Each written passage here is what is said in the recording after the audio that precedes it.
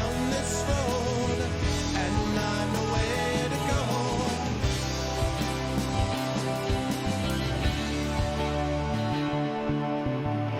to find my troubles as you Welcome, everybody. Welcome, Argonauts, and welcome, Speculate listeners. It is a Speculate Twitch channel event. It is episode 6 of Blades in the Dark, the Case of the Cindered Seal. I hope everyone is doing well and is looking forward to what I hope is going to be a really fun session this evening. We're getting started a little bit later than normal for the folks who are on Twitch. We apologize for that. We had some conflicts and then some technical problems, and I've got to go attend to a issue with a leak in the house. There wasn't technical problems on my end, but there's also that going on. So it's just, it's 2020, basically. This is 2020 in a show is what we're talking about right here. So I hope everyone's doing well and is looking forward to a way to find the better parts of 2020 through this joint Speculate Twitch exercise. So first of all, welcome to our Speculate listeners, and also welcome to everyone watching this on Twitch. If you are watching on the channel, you folks know how to support us here, but just as a quick reminder, if you haven't done so already, please follow us here. Please check out our YouTube with !ArvTube, our Twitter with !ArvTweets, our Discord with !ArvCord, and the website for this, which is arvaneleron.com. On the financial side, !ArvShop will get you to merchandise, which will support the channel. !ArvTreon is the Patreon for this, and the sub button, which is right above that video window there, which allows you to sub to the channel and use some of those awesome emotes that I see from Arudinel and Lone Wolf and others, and allows you to inspire the players, including inspiring them tonight, which maybe they may or may not need. We will see whether that is the case. But that is something which also you can do, which is really awesome if you're able to do that. And then, of course, the publishing stuff. !Icarus for details about my Icarus and Jelinek graphic novels from Athos Arts. The retail release for those is November 10th of this year. Library for Tales and Tomes from the Forbidden Library, my D&D 5e adventure and sourcebook from Alligator Alley Entertainment, coming out soon in print, available now digitally through Drive-Thru RPG, where it is a silver seller. And Greyshade KS for details about my Greyshade Kickstarter, which is starting February 2nd of next year. Then we have the stuff which is really important on top of that. BLM, Black Lives Matter, something we are going to continue to focus on and push, as I have said all along. We will continue to do that here. So please go there for links and details about information that allows you to both educate yourself and others, and also places to donate and support causes related to Black Lives Matter. And Vote Now, so you can have the details about where to register to vote, which is extremely important, especially if you are in the United States. You need to do it right now because there's never been a more important election, etc., etc. And of course, for more details about this podcast, you can check this out here with Speculate, which is currently hosted by myself and one person that I'm about to introduce to all of you. You can find the website for this at speculatesf.com, and our Speculate Patreon, which you can get special access to individual shows, which are only available to people that support the Patreon. That is available at patreon.com/speculate. So we have got Speculate today. Tomorrow we have got Emberwind here on the channel at 7 p.m. Eastern with John Helfers and company. And then Tuesday we have the chat-chosen Patreon-fueled game of the month called Spiritfarer at noon Eastern.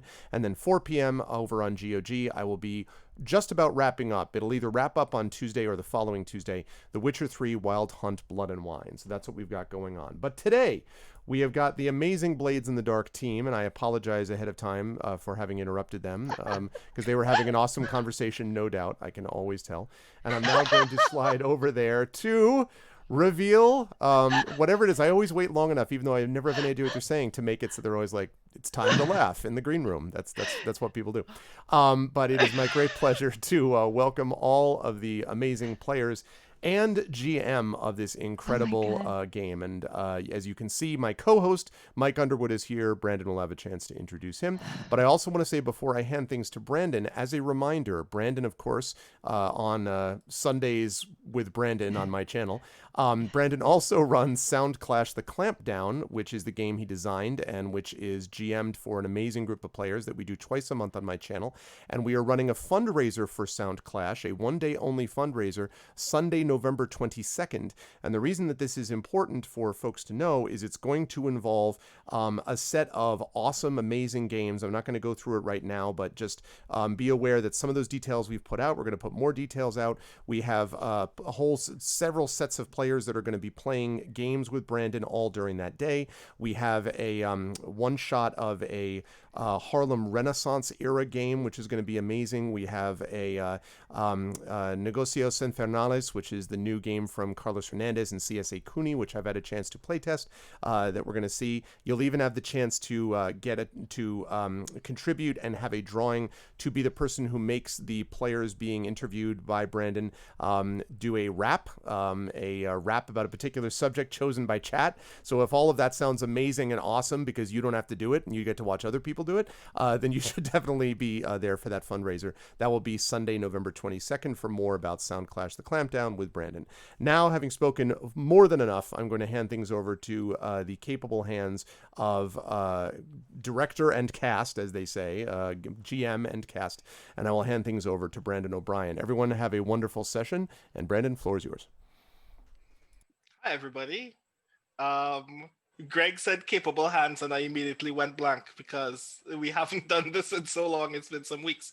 But thanks so much for joining us yet again for another episode of The Case of the Cindered Seal.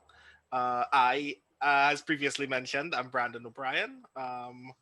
I forgot how this thing goes, so I'm just going to ask everybody immediately to introduce themselves, starting with Mike.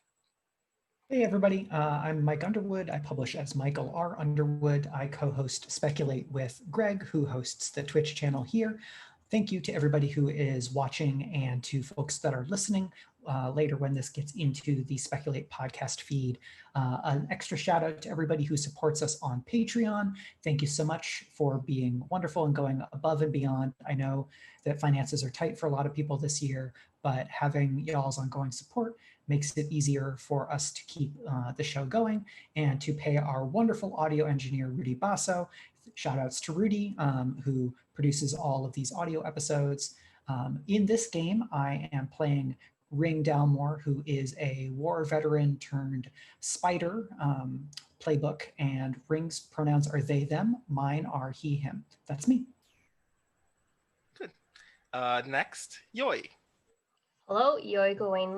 I am a game writer and the player of Crossroads, who is unfortunately to everybody in the party not made of meat anymore. And currently going through probably the most hellacious experience of its kind of semi-life. Crossroads is a hole in the world of Blaze in the Dark playbooks and will hopefully continue being one, lest it be completely destroyed. Crossroads pronouns are it, its, mine are he, they. Next, Iori.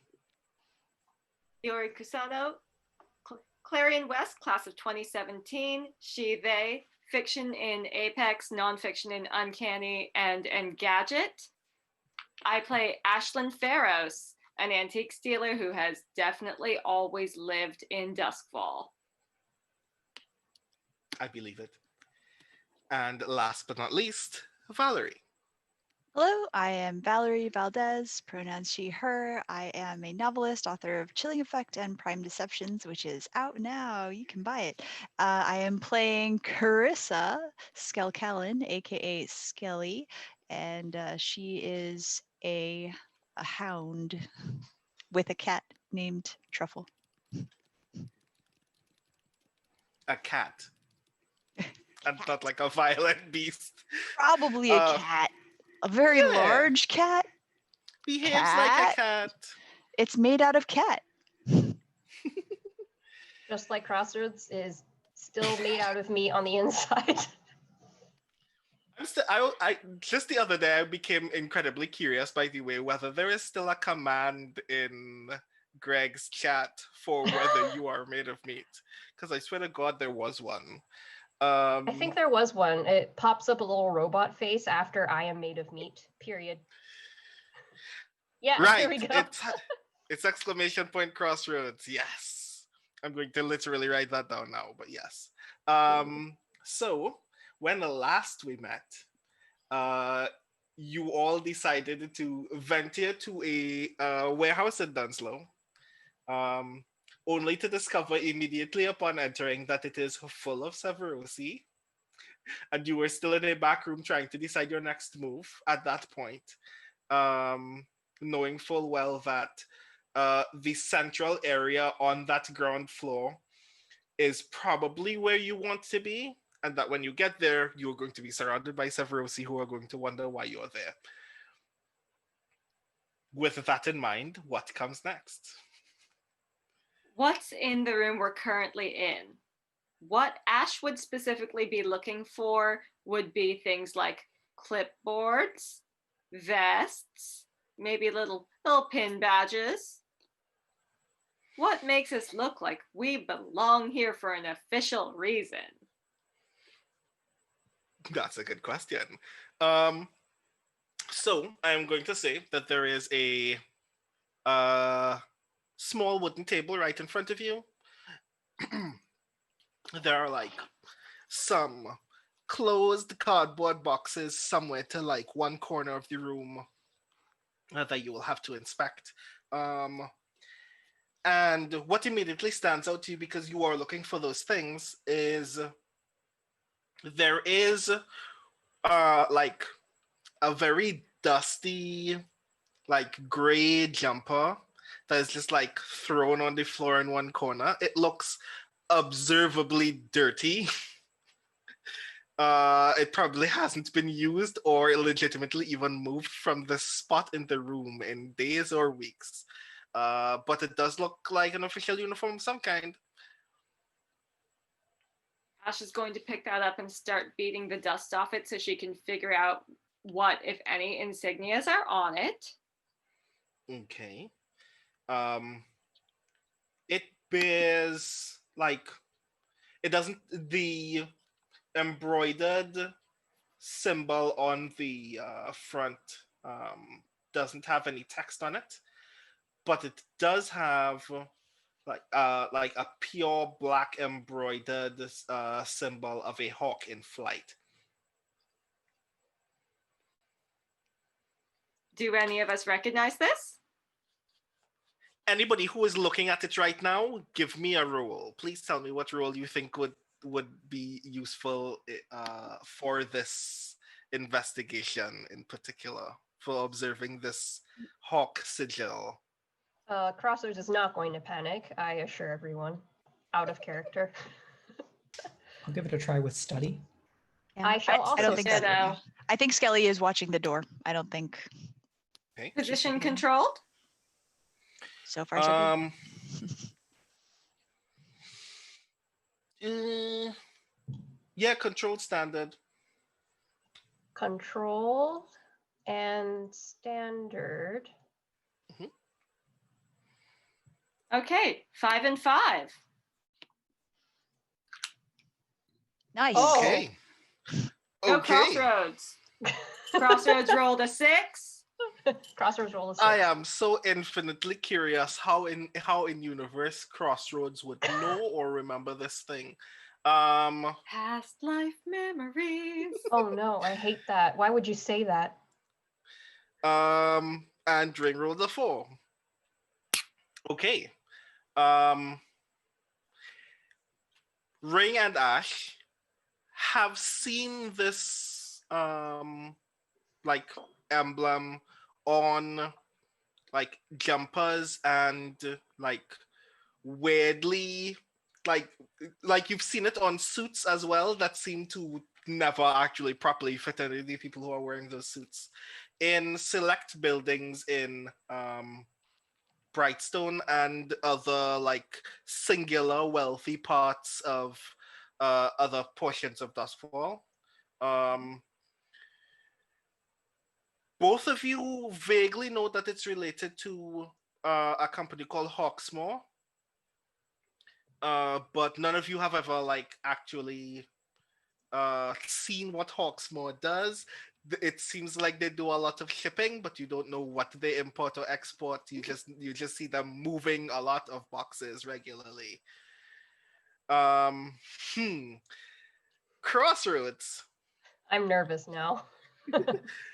You you know what Hawksmoor does. Uh-oh. Does I it have to get more hawks for people? Sorry, I couldn't resist.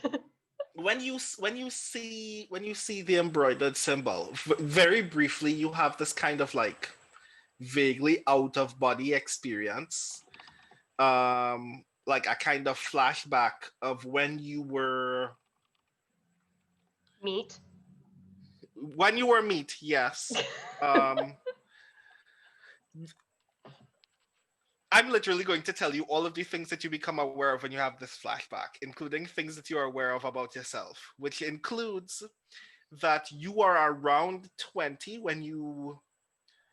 when the thing that you're about to see happened.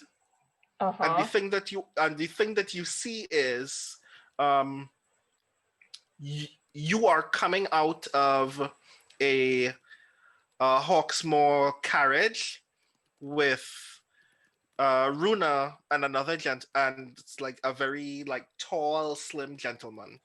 Uh-huh. Um, Another carriage pulls up behind you all, and Runa mouths something to you that you cannot make out because you cannot hear any sound in this flashback for whatever reason. Um, and then it goes to the back of the other carriage with this other man, and they come back from the carriage with a large, what seems like a wrought iron coffin. You see them open it. Inside is lined with velvet, and there are just like piles of um, what look like very short knives and daggers, um, like a handful of like what look like um, very small spikes. You see things that you see like very long, like slim pipes that you have no idea what they're doing, and like a handful of like bound books that don't have any names on their covers. And then you see Runa take you by your shoulder and say something very insistently that you don't make out, and then that flashback ends. Uh, without having any deliberate flashbacks, you also know that Hawksmoor may or may not deal very heavily in smuggling contraband. Oh man. Crossroads doesn't say that, but I'm just like, how am I going to fit that in? Okay, so I think for Crossroads, what happens to it is that it does have a flashback of its previous life. And at first it's quite pleased because as a whole, it hasn't been privy really to any previous memories of its meat times. So at first it's very, very happy about it. But then the general atmosphere of that flashback that you described is not a particularly happy one. So it gets very, very stressed, and it very, very determinedly tries to forget that it was ever meat, and just thinks I was always a hole. Not gonna think about it. Oh, always a hole, always a hole, always a hole. Not gonna la la la la la la la la la la la. So wait, just to clarify, are you purposely having this experience right now? Yes. Roll to attune. Oh no, I'm so sorry, everybody, if you die. What's the position and effect?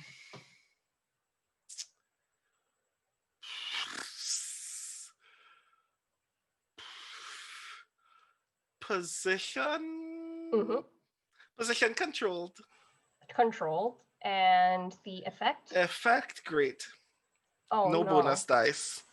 Okay, no bonus dice. Yikey. Sorry, that's a 6 and a 5. The very moment that you have the deliberate thought that you like this is not a thing that you want to think about right now, a bolt of electroplasm travels from the beak of your hull all the way through the deadbolt of the door in front of you that was locked before but is now not locked. Oh, okay, that's good. Nobody got fried. Yeah. That's good. That's very good. So Crossroads now, realizing now that the it door like that was closed in front of you is now like slowly drifting ajar. oh that's not good. I We're think trying Skelly was standing in front of the door. As in front Oh, and no! front? Skelly was like trying to listen at the door for to make Were sure. you holding anything at the time? Like, I'm giving you outs. Were you holding anything at the time? No. No. What are the quality of your boots? Probably Roll not fortune. very good. Now, what I would ask a question that may help. Valerie, do you think that Skelly watching the door would actually mean that she's right in front of the door? I feel like she would be listening. Geez, I want to give myself an out here, but I like. No, actually, she'd probably be standing next to the door. You're probably right. All right, let's. Right, yeah. I wanted to be absolutely sure of that because, like why? So you are like crouched next to this door, like trying to hear anything from as far away from the doorknob as possible, and then you can see like a bolt of pure blue white light just strike the doorknob in front of you. Okay, so then Skelly probably would open. just slowly put a hand out and keep the door from opening any further. Okay. Give me a roll, because since this is not to catch the door. This is for the fact that as the door is drifting open, you may or may not see something outside. Oh, okay, which should I be rolling then? You tell me. Just because I've got study and I've got survey, and I feel like one of those is probably. Is it maybe a fortune roll actually? Because it seems like this is kind of a random. In fact, a fortune roll makes sense for everything else. Give me a fortune roll. 2 dice.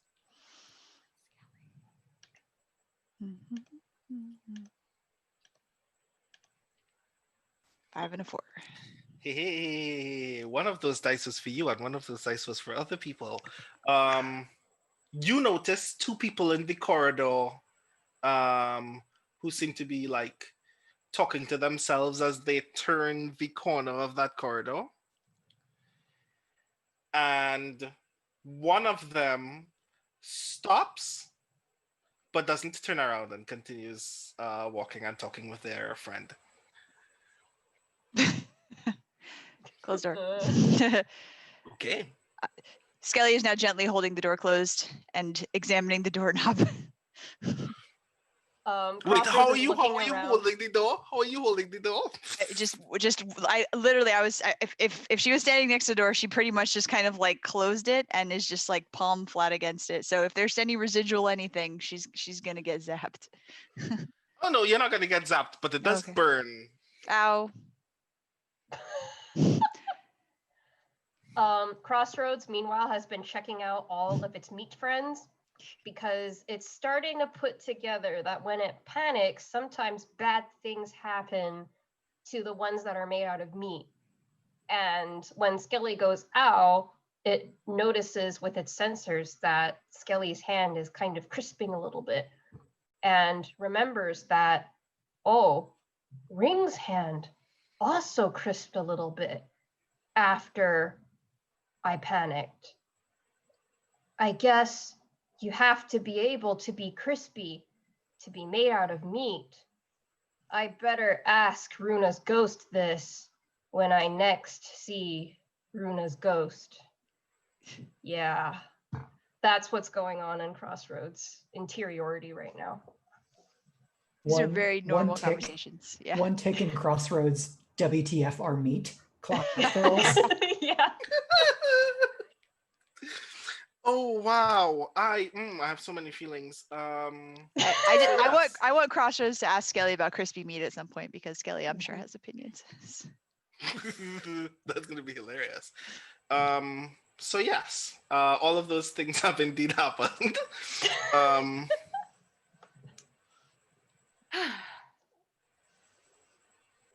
so you are still holding the Hawksmoor jumper. Yes, Ash is now using her like secondhand appraiser's eye to work out which of this actually is going to fit into this. Have I Meeny, meeny, actually- miny, ring. have we at this point distinguished at all who is taller or shorter than whom? Crossroads tall- is taller than everybody. Crossroads is the biggest. Skelly is tall but skinny. Ring is probably the medium sized, and I think Ash was small. Is that right? Ash is built like a jockey. So yeah, Ash is kind of like short. More than kind of. So you can see, looking at this jumper, that it can probably best fit Skelly. Skelly actually looks like she is made of meat. Mhm. Mhm. It's true. And clothes hang on Skelly like Skelly is made of meat. Skelly is a slightly thinner version of Brienne of Tarth. So these folks, Hawksmoor, they do shipping, right? They ship confusing things, bad things, strange things. Magic things. Crossroads thinks about that. I don't know. They like coffins. So I was expecting this place to be empty. Does anyone have a sense of what all of this is about? We step outside there, we're going to need a story pretty quickly, or someone is going to need to be very good at lying. I'm only pretty good at lying. I just saw two guys Crossroads around the corner. thinks about whether they are good at lying. It is good at lying. No, it's not. So it shakes its head. I need someone to make a roll for a piece of knowledge that they should or should not already have. And that should be Ash. Okay. Is this going to be what? Study? Ooh, I feel like this is a study roll, and I do not have points in study. Is it study? In fact, no, it can't be study.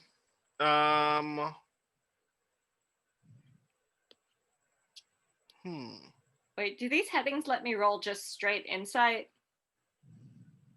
You can roll that as a resist. Normally those are rolled as resists. What other abilities do you have on the what are the other abilities under insight, and do you have any action dots in any of them? 2 dot survey, 1 dot tinker. In fact, I'm gonna give it to you as a survey. Okay. Survey makes sense. Position in my head.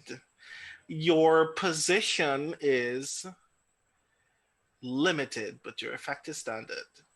Limited is not in the drop-down menu. Is that risky? Yes, risky is what I meant. Yes, apologies. Okay. And effect is standard because limited is in this drop-down. Yes, effect is standard. Okay. That's a 5 and a 1. Okay. This is a thing that you would know. You haven't. This is not a thing that you know because you spent a lot of time among Severosi criminals, but it's a thing that you know because you spent a lot of time around Severosi in general, which is they tend to be very critical, like almost intensely untrusting of non-Severosi who are in positions of equal or better to them. Mm-hmm. So if anybody who is not Severosi leaves this room and it doesn't look like they're working with or for you, they're probably going to want to hurt that person very badly. Right. You can write belongs to Ash on my forehead and then send me out. I mean, certainly if I'm in a uniform and you pretend to be part of this group, then Mm-hmm. Yeah. Oh God, I think I have to wear this. Oh, this isn't my size. or I have to, or Skelly has to wear it, and Skelly is like your help or something. Ring. So I have an item that may help us here. So I think Ring is patting down their jacket and pulls out like kind of a fairly thick sheaf of folded papers. Flip, flip, flip, flip, flip, flip, flip, flip, flip.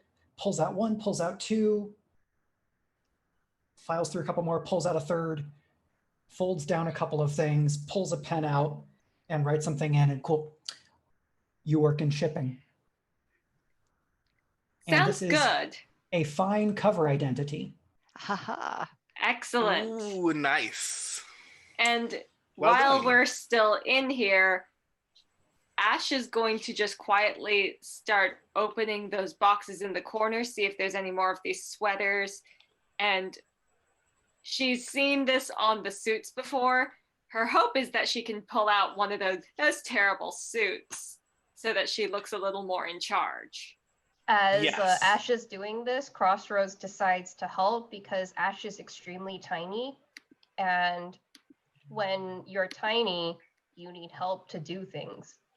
Because that's like a baby, which is like a small meat thing. So Crossroads is being helpful now. Okay. Would it be a survey roll to go through the boxes? Yes. Okay. That effect is I need to remember what positions and effects are all of a sudden, because that was not in front of me earlier.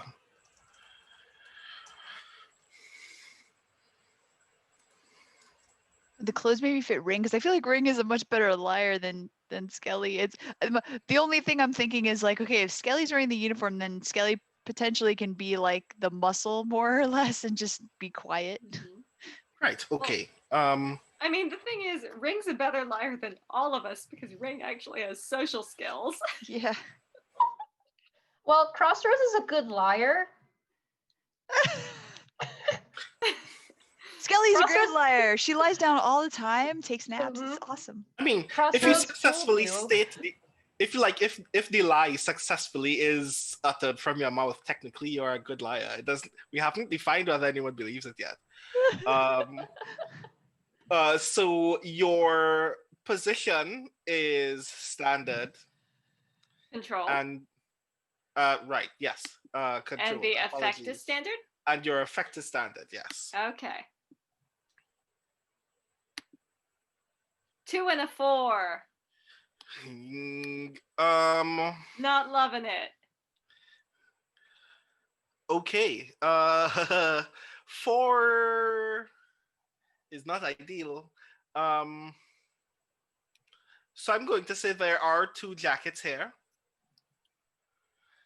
Like 2 like pinstriped Hawksmoor jackets, one of which does fit you in that you can put it on and it obviously doesn't look like you're drowning in it. But it is ratty as hell. Like there are entire holes in it. Like you can put your finger through it, like 2 of them at least. But you're lucky enough that you have undergarments with you right now that allow you to mask most of those holes with ease. You also find another jumper that looks like it will fit Ring. I toss the extra jumper to Ring, and then I'm checking the holes to make sure that none of these holes are in the pockets of the blazer. Nope. Oh, thank God. The pockets are fine. Pocket integrity is very important.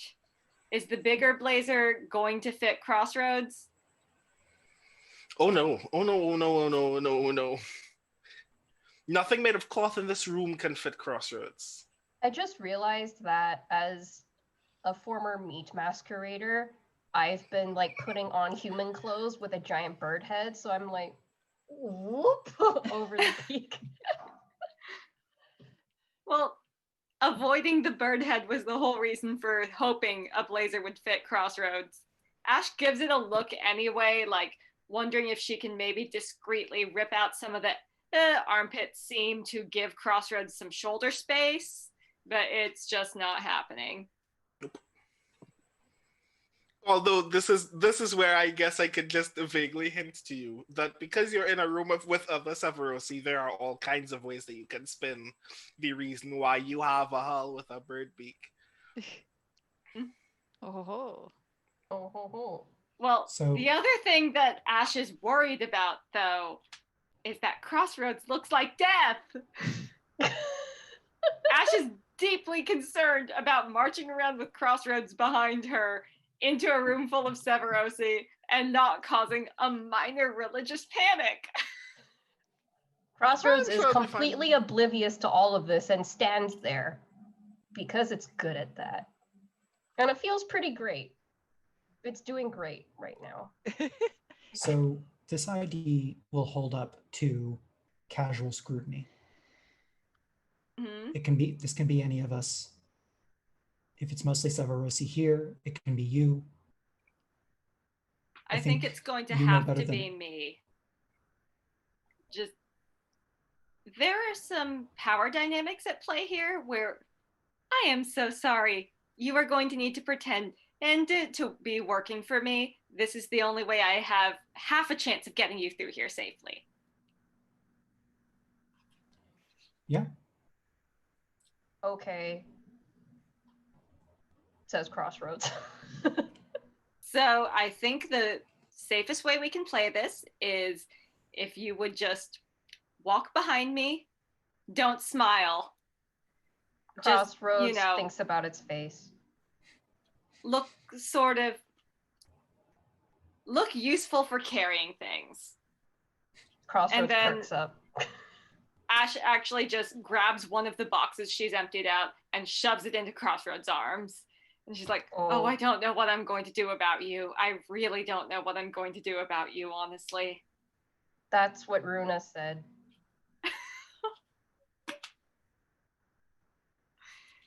It's not Yikes on personal. bikes. It's religious. Oh. Crossroads looks at the box and holds it a little bit more carefully. All right. Not the Cool. box, you. The longer we're in here, the greater chance someone's going to just open the door, and that'll make things harder. We should go. Door's Yeah. very hot. Let's move. And Ash, she has to jump for it.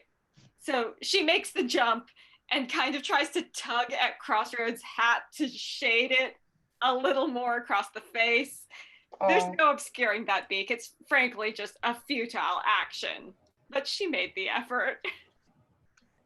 Indeed. Okay. Skelly has a hooded coat. It's going to be a little too small for Crossroads, but Yep. I mean, the hood's not the problem. The beak's the problem, really. And Crossroads considers whether it can take its face off and God. kind of reaches up and kind of feels around its face a little bit. People can decide whether they realize if Crossroads is trying to figure out how, if it even can, maybe take its face off. God. So it's feeling it Ash out just there. feels like deeply guilty because she thinks she's made Crossroads feel self-conscious about its very nice beak. Because, it's a lovely beak. It's just not lovely in this particular situation and context. But she just kind of shakes out her spine a little and goes, okay, ready as we'll ever be. Let's roll. Okay. And Ash heads for the door. Okay. Ash or Skelly, give me a 1-die fortune roll. Skelly's closer, so I'll throw it to Skelly. Okay.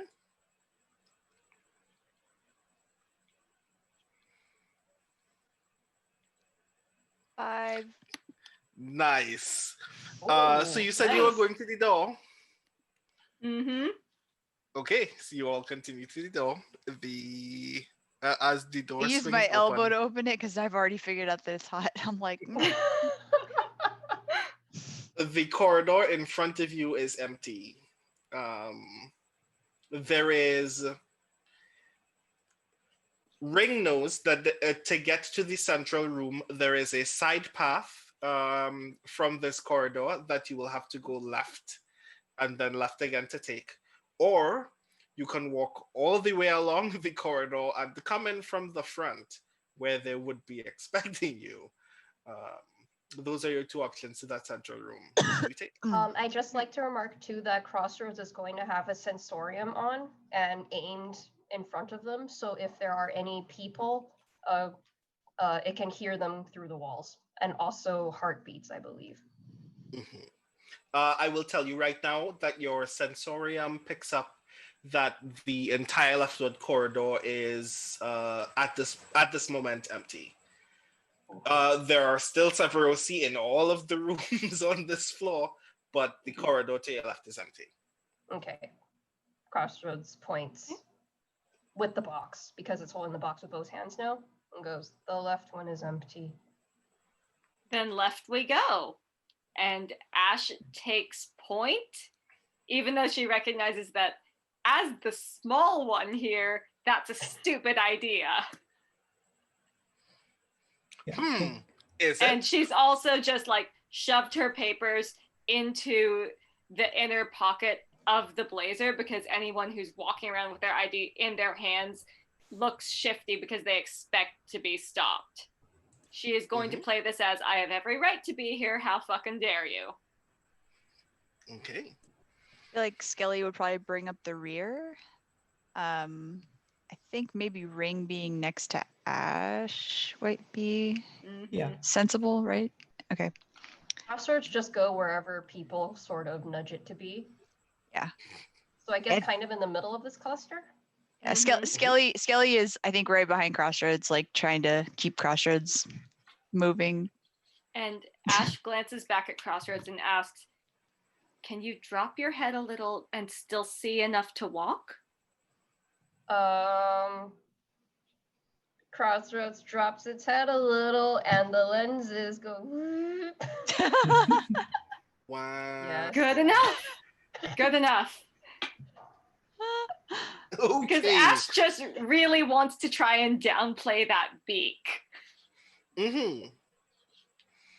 And she's hoping that having Crossroads kind of in the middle and kind of slouching is going to be enough for that. It works. Well, I am wearing clothes from the doctor's place, right? I'm not just walking around as a full-on Hulk. Oh yeah, Right. yeah. You're wearing Okay, clothes, okay. yeah. Okay. So you get to the side entrance to this main hall. The door is locked. Well, closed. It is not locked. It is closed. Are you going through this door, or are you gonna continue walking, and come in from the front?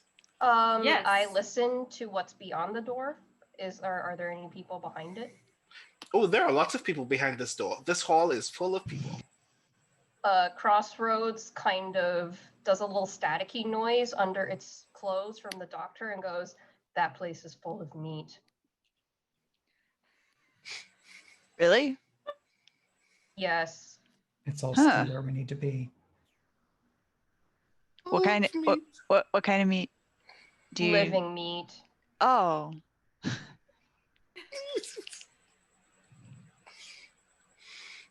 Are we going through the door? Skelly is disappointed. So Ash turns to Ring and says, if we go through the front, that gives them more opportunities to question us. I think we're going to want to play this like we've been here for several hours and we're pissed off that they kept us waiting because we were here to pick up some merch. Sound good? I got your back. Nice This plan. would be so much easier if we knew what we were picking up. This really would. Should I talk? No. Okay. Is there anyone who can do a flashback to have something that they could pretend reliably to be picking up, or? I mean, when you came here for information. So all of everything that you've now learned is actually kind of mostly new. But I'm not against a flashback. In lieu of a flashback, could Crossroads attempt to talk to Runa? And using Ghost Mind? As in right now? Yeah. Yeah. Oh God. As in front of the door, you want to talk to Runa Casper at this moment. Oh, I don't think it can make our day worse. You could also flashback to a conversation with Runa that is now retroactively relevant. Oh, but if this I had is also true. Oh. I remembered I knew Runa when I was metal as well as meat. Okay. Crossroads is going to stick to trying to flashback to a point of speaking to Runa about this specific place when it was metal and not meat. It's not going to think about being made of meat. Mm-hmm. I don't think it would be fair to give you as far as when you were meat anyway. Yeah. Okay. So probably to a point when Runa was finishing tinkering on it for some point in time. So when Crossroads was relatively new as a metal thing, did Runa mention anything about Dunslow or a house that had a lot of Severosi people in it? Question mark. Right. So I can roll a fortune roll for the quality of the information carried in this flashback. You will have to do that, but first you will need to mark 2 stress. Oh, 2 drain. Right, yes, drain. Because you are not made of meat. I am not made of meat. And then give me a fortune roll, 2 dice. Fortune roll, 2 dice. 2. Oh, no notes. Submit. Nope. That is a 4 and a 4. Okay, that's good. So I'm gonna say like from for narrative purposes, you actually pause to think of anything that you would know about this that would be useful in this moment. And I also move a little bit out of line of the door and away from everyone who's made of meat because I know what happens when I try to remember things. Duly noted. You are safe in this moment. No one is about to get shot with lightning. But you do recall a conversation that you had at a moment that feels to you like one of the first few days that you had been placed in this hell. You are with Runa at your old apartment. And Runa is appraising a series of what look to you like weird, long, dark steel pipes. Like in the flash. And she's very carefully reassembling some of those different sizes into what you would not know, but what I'm stating for the audience very clearly is a rifle. And in this moment, you ask, where was that place that we went to the other day? And Runa stops what she's doing, puts the half-assembled rifle down on the table and turns to you and goes, so here's the thing about Hawksmoor, right? They deal in everything that's not supposed to be moved by sea. if you needed a bag of guts, they could give you a bag of guts. If you needed um, the enough metal and copper to make your own portable engine, you could do that from them. They do a lot of things they were not supposed to know about. And it stands to reason as a result that if you want to stay here, if you want to stay in the city without anybody knocking your skull open, that you should not know about as much of it as possible. But I'm grateful that you helped me move all of those guns the other day, and I'm hoping that it never has to happen again. At least not for us. I think I've gotten everything that I need. Oh no. Crossroads regrets thinking about being made of metal now. Oh. Oh no. I'm gonna say at that moment that's when the flashback ends. So now you have Crossroads regained is definitely consciousness in this drained corridor. now. Oh god. So Crossroads comes out of this flashback / reminiscence and says in that very strained voice of, I think I might cook something, says, I helped Runa move guns. Okay. From here. Okay. Hawksmoor here. That sounded very hopeful and sprightly of Ash for a moment. No, Okay. Ash is trying to process because she feels like, okay, we can certainly walk in there and demand guns. Where are we going to put them after that? Is that I'm holding In a the box. Batcave? I let everyone. I'm holding a box. I let everyone see my box that Ash gave me. Duly noted. The box itself is not a long-term storage solution, but thank you, Crossroads. And Ash looks at Ring and goes, okay, let's go get some guns.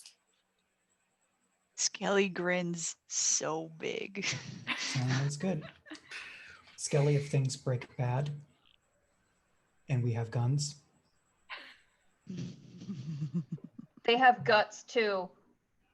Hopefully Which we is won't me. need to see those. Okay. I don't have them. All right, I you're up, boss. just want to say out of role as the GM for this game that this is the level of catastrophe that Blades in the Dark was built for, and I'm excited. Okay. So we are meant to embrace the dangers of a scoundrel's life. Yeah. Yes. It's the case of the Cindered Seal, subtitled Guns, Guts, and Boxes. That might be this episode's name. Just might be. Having this horrible vision of Skelly going basically River Tam but with guns, just like full on gun fu, God. gun kata in the middle of a room full of people. All I'm right, for it. let us yes, face the let's door. face our fears. And Brandon, you said this door is unlocked. Yeah, the door is closed but unlocked. So Ash is going to be turning the handle very, very gently. Not enough to open the door. Just enough that the latch slips. And then she's going to just kick it open. Okay. You immediately see 20-odd Steverosi gathered around like tables and like small like booths of chairs around the room, all turn to you very sternly. Someone was like singing something and playing something on a Victrola nearby, and that stopped. Someone like immediately to your left in this room has been so startled by your display of force that the glass that was in their hand just fell out of their hand and shattered all over the floor. And now you have the entire room's attention. And Subtle. Ash shouts in Severosi, I've had it with waiting. Where is my shipment? Your shipment, you hear like from the furthest corner of the room, and you see as you turn that way a very tall, buff man in a suit that seems to fit him very, very well. He gets up. On the table in front of him, he was playing a card game that you only vaguely recognize. And on that table, he picks up like what looks like a fish scaling knife, throws it at the table tip first, so it lands solidly into the table, and goes, I have no idea what you're waiting on, but if it isn't the grave, then you can't be waiting here. I was told to come here for transport for the grave. I have been waiting for hours. This is a ridiculous way to treat a person. You haven't even offered me tea. Skelly casually reaches for the knife. Oh, this is all the way across this room. Oh, never mind. I'm sorry. Yeah, I thought he threw it in our direction, and I was like, oh, cool, free knife. And now that Ash has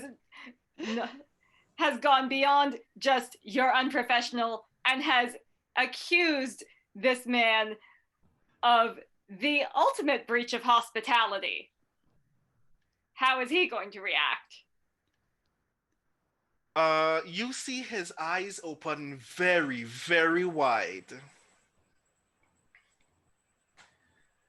And then he starts chuckling to himself, and he puts his hand on the shoulder of a younger person standing right next to him. I need you very quickly to give me a study roll.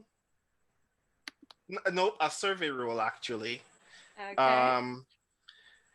The position is risky, but the effect is great. I can offer a free assist here. That is a thing that you can do if you wish. How does that work Okay. again? So Does that give me a bonus die? It will give you a bonus die. Foresight, the special ability I have, says 2 times per score you can assist a teammate without paying stress. Tell us how you prepared for this. And I think the how is that because Ring had the blueprints and has a lot of experience in scoundreling, Ring is able to kind of step up to be in Ash's kind of peripheral vision, and will, through their attention, draw Ash's attention to useful things. Okay. So I'm going to tick one of those uses, and you'll get +1D. Okay. This is definitely going to be valuable information for you both. For you all, in fact. Ooh, there's a 6 there. That's good. Oh, thank God. So that was a 6, a 2, and a 4. Whew. The gentleman that he put the young man that the gentleman puts his hand on was at the funeral. The person standing on the other side of the gentleman was also at the funeral.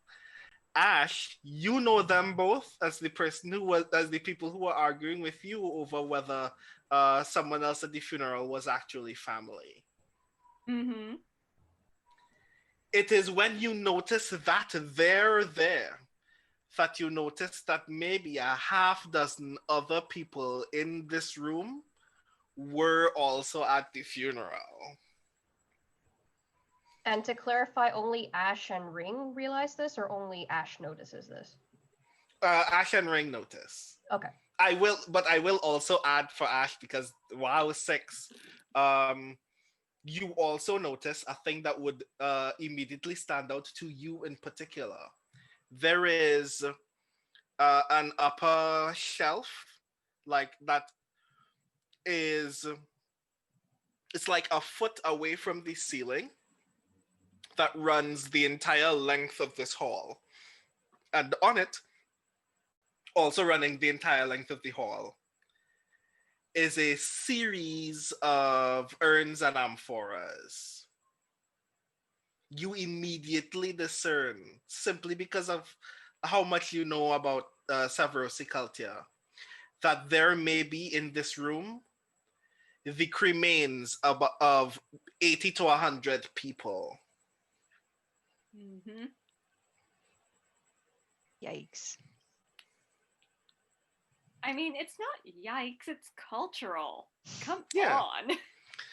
So that tells you like a handful of things that you can discern about this place. That this place is a family or communal space. And that a great deal of these ashes, as a result, are either from one family tree or a series of family trees very closely knit together. Mm-hmm. So very likely to be a group that was traveling together before they came to the city. Gotcha. So those are the things that you immediately learn. And then the man like briefly stops chuckling and goes, "This house at this time of the evening is typically not a tea house." And then a young lady emerges from your right side, almost as if you hadn't even seen them move, and has two clear, like crystalline teacups that are full of brandy wine.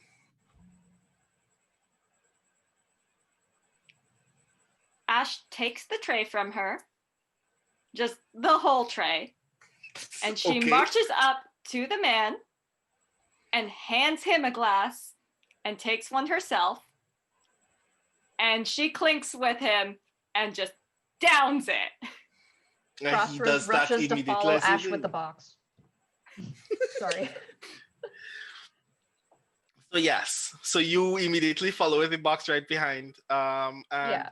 both of you down your cups immediately. The man gasps a little and goes, "If you can very eagerly hold this, I wonder how you can do with some of the stronger things that we have." And puts his cup face down on the table. Ash sets her cup down the same way and says, "Now that we've minded all our manners, I'd like to talk business, actually." I didn't know that we had business to mind. And Ash puts her hands up to her temples. She is exhibiting every possible marker of stress and says, "I am never taking another job from an anonymous benefactor again. I was told to come here and pick up the grave. I was not told what it is, what is in it. I was informed that you would have the shipping manifest, and all I needed to do was sign for it and carry it off. I am just here for the delivery. Why does no one seem to know anything about this?"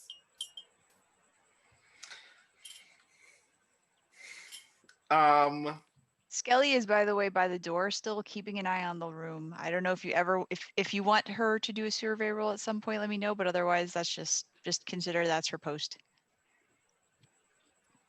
Very idly, I would like you to give me a survey roll. In fact, Yeah. She's more or less making sure that violence is not imminent. That's the. Mhm.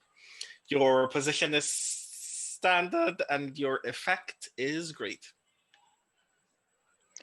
Risky or Controlled, I mean. Yes, sorry, your position is controlled, and your effect is great. Ooh, a 4 5. out of 5. Ooh. Yeah. All you can notice at this point is that intermittently, it seems like more than half of the entire room is staring at you very intensely. And you can tell that they do not trust you. It feels just like when you visited that Severosi family that one time. Just with the threat of perhaps being stabbed by a stranger. So yes. Meanwhile, Ash, you notice that one of the young men who were at the funeral leans to the gentleman and whispers something, but you do not make out what they say. Crossroads is listening really hard with its. Oh Lord. Crossroads can know this. But Crossroads doesn't speak Sephiroth, do they? No. Tragedy. No. So you hear Tragedy. you hear a conversation in Sephiroth. I'm sorry. Crossroads hears them talking and remembers that Ash told it not to talk. So Crossroads just kind of nudges Ash a little bit with the box. Like, hey, look at those two people clearly talking in front of you. I'd As like you to are- roll survey to see if I hear any of it. Okay. I am perfectly in favor of that. Your position would be risky, but your effect would be standard.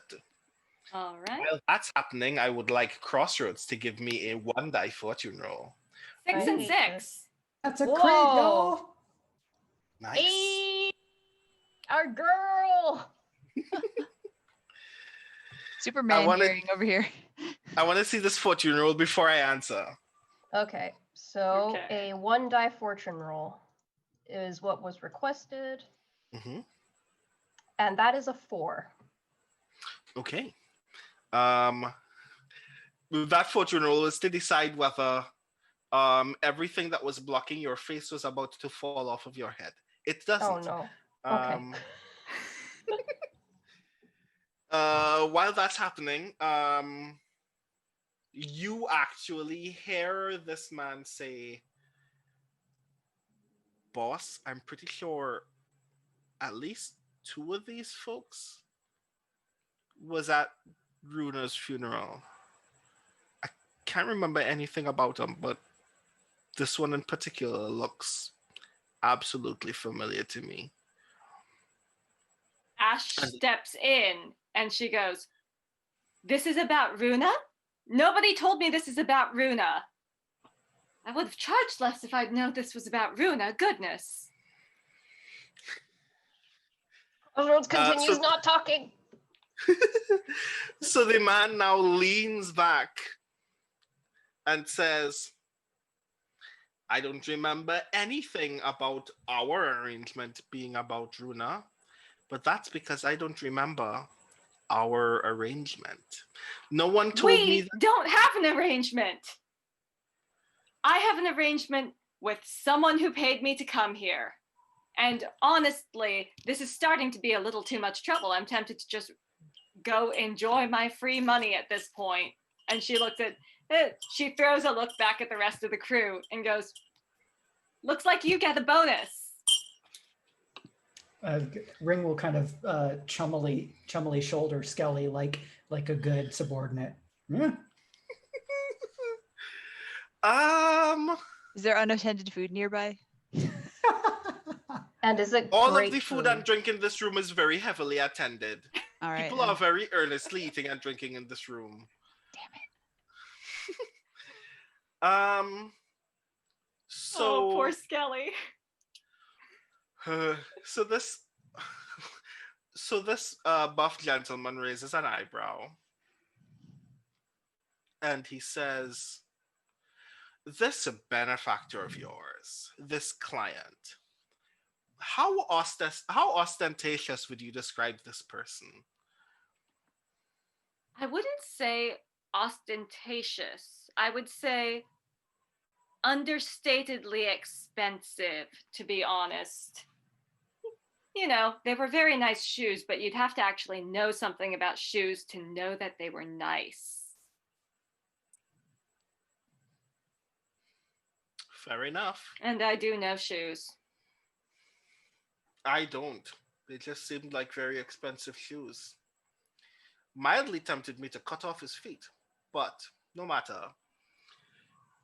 So And Ash looks at the guy's feet and goes, I don't think you're his size. Decent resale value, though. And he like laughs very, very heartily.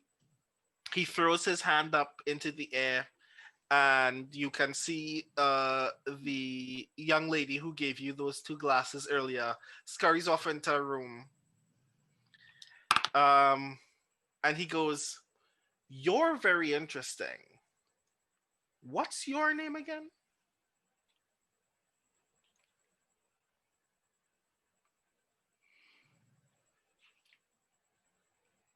Cuckoo, you have papers. Cuckoo.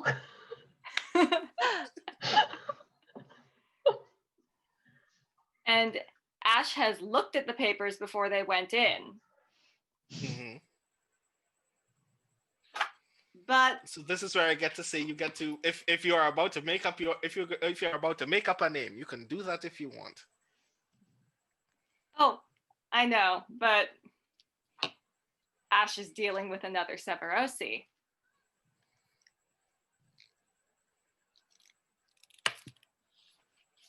So Ash says, I presume you made up the name when Ring was making the card. Yeah.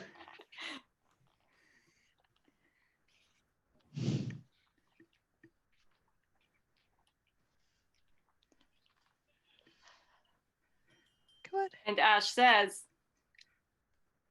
up top, they usually call me Kagulin. And back home, they call me Of the Flame the Ash.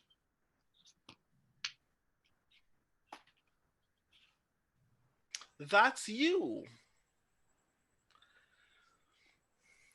He's looking at you very intensely at this moment, as if you get the impression that he's heard of you before. And she looks him dead in the eye and says, yes, I know, you expected I'd be shorter. Indeed. The kind of short that I'd bet easy money on in a race. But this looks like it would earn enough. I've heard that you move quite a bit of product of all kinds.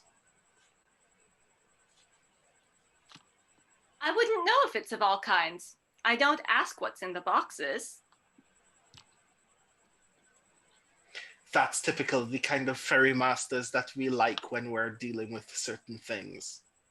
I myself usually don't know the contents of 4/5 of the things that we move out of this building or any other place in this godforsaken country.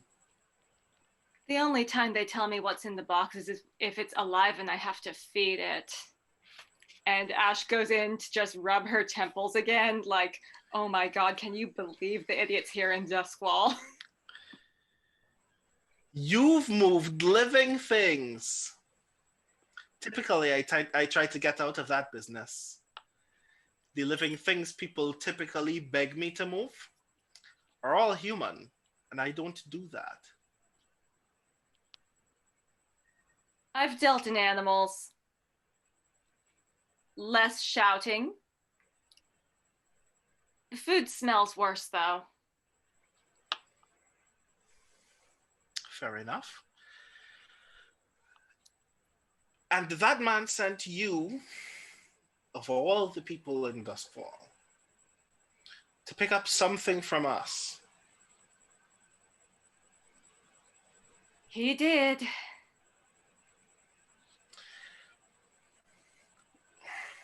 So this is the curious part. What I remember from my conversation with that man is that he spoke to someone that I wouldn't in 1,000 years have imagined to be you, asking if you can source something for him and bring it to me. So it's even more news that I have something to give you. So I'm going to imagine that we're both in the same boat, and neither of us want to deal with that man at all. Ash says, well, I hope you got a down payment too then.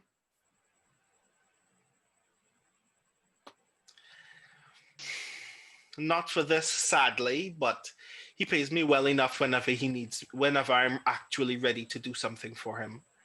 And the young lady re-emerges at this point and leaves 3 bottles of liquor on the table. One is green, but you cannot make out exactly what immediate flavor it might be, or you might. I'm not going to tell you immediately what it is. One is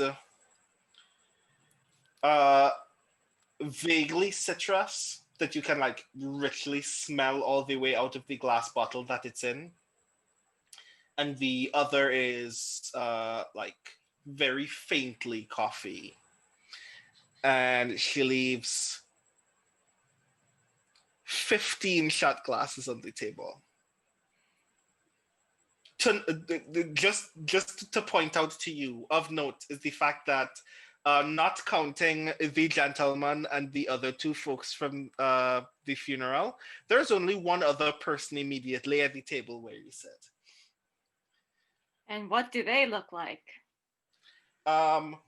He's just he is a young man, maybe early 20s, very timid, looks like he doesn't want to be here anymore. He seems immediately intimidated by all of you and thinks that maybe he should find somewhere else at the table to do something else. So yeah.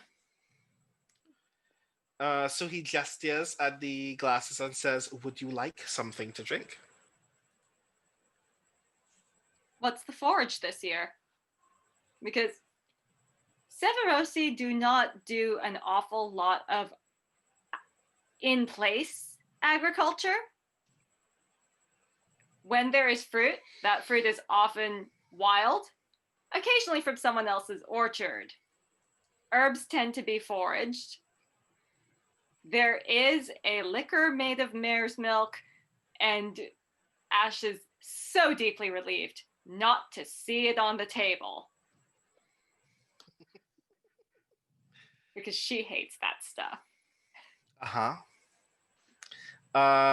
So he very idly says, I've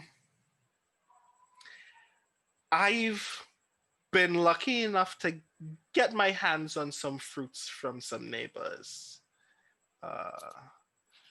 Some quince, some pomegranate. A lot of those things are still fermenting as we speak, but I wanted to give you a sample of some of the things that my friends make whenever they're around here.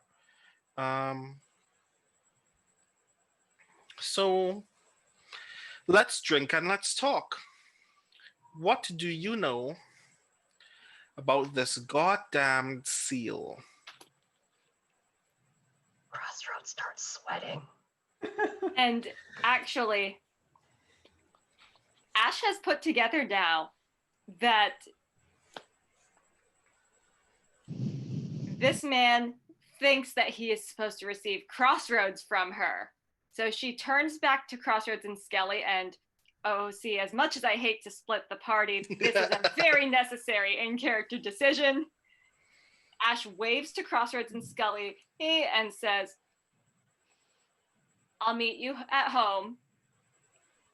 And then she turns to Ring and says, you can stay. Oh, I was standing behind you with the box the whole time. Mm-hmm. Mm-hmm. Okay. two things need to happen immediately as that's happening. And essentially, right. So this is what I need. This is what I need for you all to do.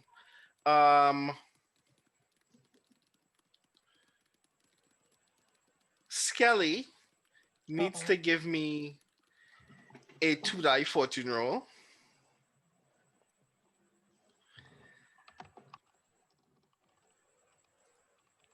Uh, 6 and a 5. Ooh. 6 and a 5. Okay, that works for me. And Crossroads needs to roll to a tune. I need to roll to a tune Yes, you do. because I panic or because.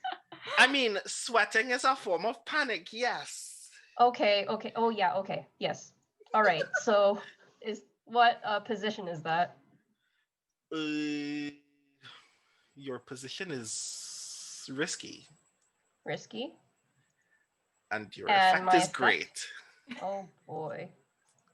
No bonus dice. Okay. Ash No is not going to bonus get to die. enjoy her damn drink. That's a 6 and a 3.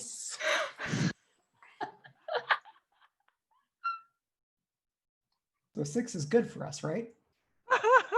Crossroads accidentally kills everyone in the room. The game is over. We win. Goodbye. Good night. but Thank you all. PCs Thanks for can resist coming. damage, so everybody else in the room is dead except us. That's true. Right. So, as Ash gives the instruction, the moment that Crossroads decides to turn to face the door, like almost suddenly, a bolt of electroplasm seems to go right through you, Crossroads. Through me? And it emerges from you and passes through you in a direction that you don't immediately discern. Oh. And then you hear too many yelp behind you. Oh. When you turn around to see it, do you turn around to see it?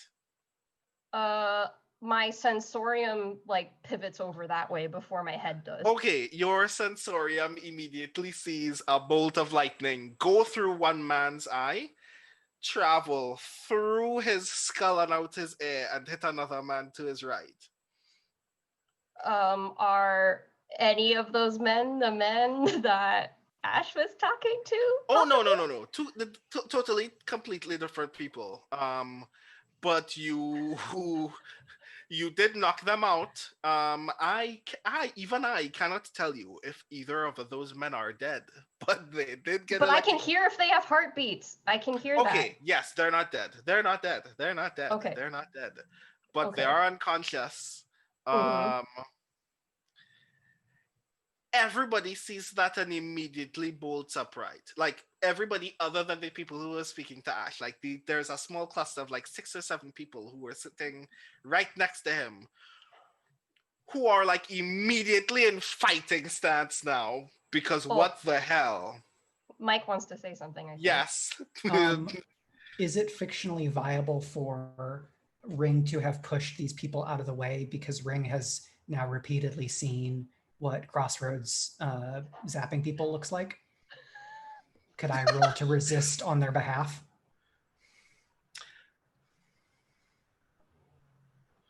You know what? Give me a resistance roll, yes. Let's see how this would have gone. See how much worse we can make this. At the very least, I'm going to say that your intervention does in fact ensure that no one else gets, no one other than these 2 men get electrocuted. Would this be prowess or resolve resist? I could see an argument for both. I'm going to say because what really matters in this moment is your actual quick reflexes in getting to those other people. I'm going to say it's probably a prowess. Okay. No bonus dice, I'm guessing. No bonus dice, yeah. No bonus dice. All right, that's a 1 and a 4, so it costs me 2 stress. So Ring I think actually Ring smells the ozone. The ozone. and like then like trigger hair reflexes kind of dodges, first thinking that they're dodging out of the way, and then is able to kind of turn and push the first person into the second person out of the way, at least to some degree, as the lightning bolt kind of flashes across the room, if that sounds okay. Yeah, no, that makes sense to me.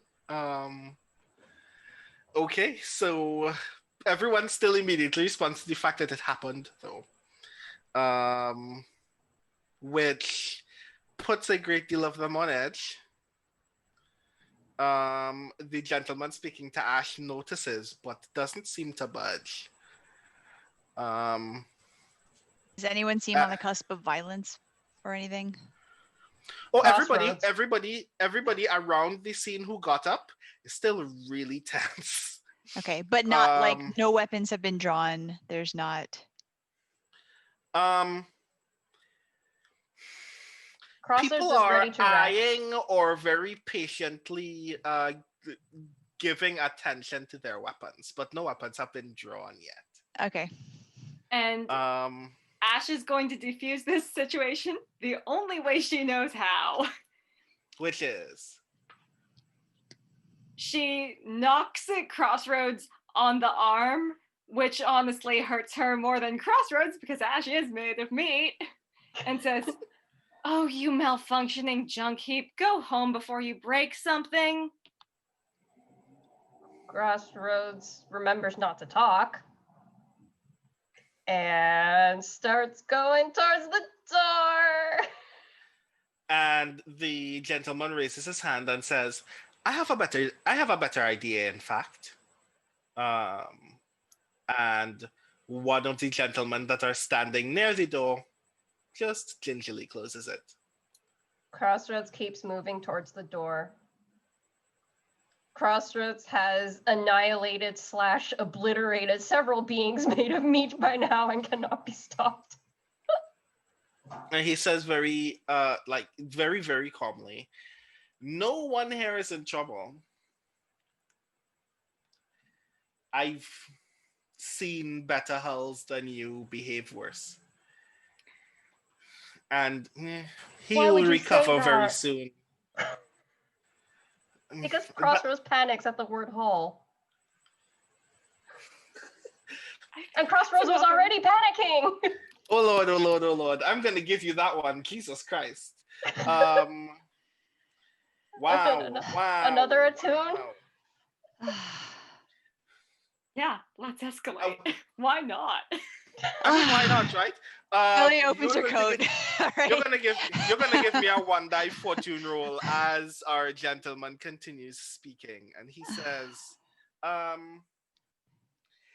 am pretty confident that everybody in this room is still hoping to learn something. I'm kind of fed up at this point of not knowing it. I'm sure you are as well. So how about everybody calm down and stop thinking like they're hiding anything from me, so you can just get to the meat of the matter. What say you, Ash? Ash looks at the tray and says, I say we need more glasses for my crew.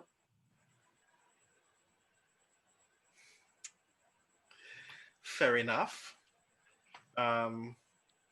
And he gestures to the young lady, who very quickly dips into a room and dips back out, and shuffles 8 shot glasses each into each of your hands. Ring will kind of reach into a satchel and pull out a fine bottle of whiskey and puts it next to the 3 on the table. Very, very quickly, who made that bottle of whiskey? Ring didn't know that this was going to be Severosi, so I think that the bottle that they would have brought kind of as an emergency would just be a pretty good for rough and tumble folks whiskey made here in Duskfall. So it's made by Akarosi then. Yeah. He immediately looks at it, looks at you, grabs it, and throws it up in the air, and it smashes against the ceiling. Bits of glass are now like raining down on all, like everyone at that corner of the table, and he goes, "I'm sure you thought that was going to be a pleasant gesture, but we don't drink poison in this place." And Ash is critically looking at like the sleeve of her coat where some of it has just fallen and splashed and goes, God, the smell will never come out. As a waste. Crossroads is still holding the box. Did the girl have good enough manners to also just stack some shot glasses on Crossroads' box? Yeah. That's where they are for Crossroads. Crossroads is still expected to drink. The glasses are kind of humming with that kind of ozone-y kind of gathering charge kind of thing, because Crossroads has been on the brink of panicking for a very long time now. I'm still waiting for your one die fortune roll, by the way. Okay. And Ash is now like patting Crossroads on the forearm, going, "It's okay, Scraps." It's a 4 fortune roll. Ooh, a 4.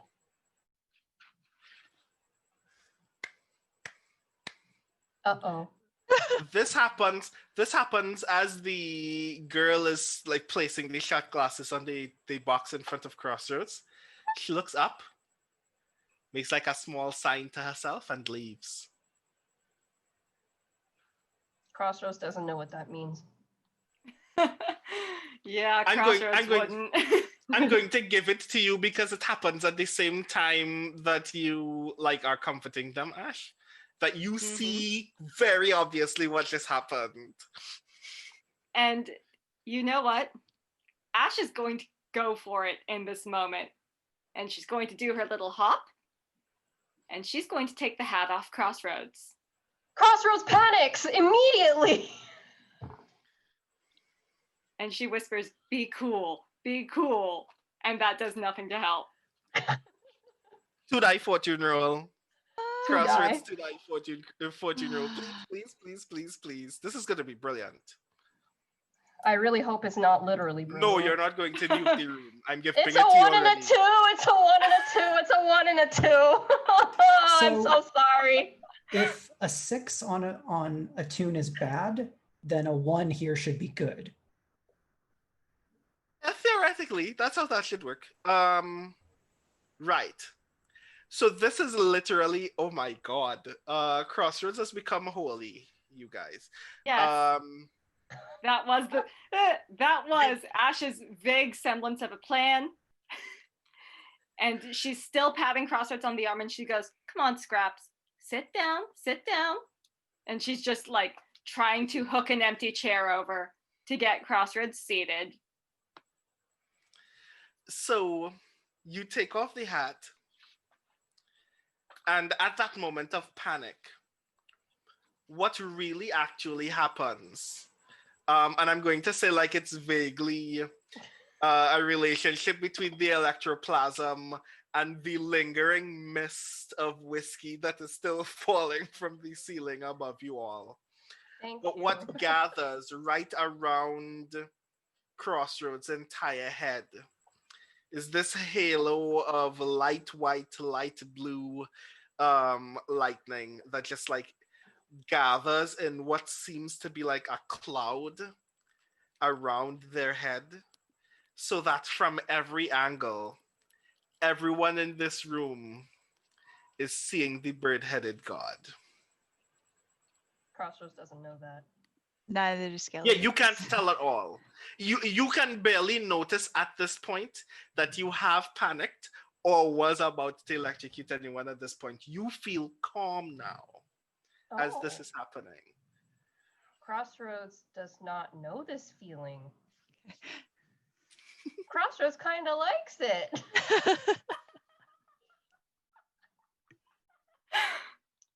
I'm glad that you could have had this experience.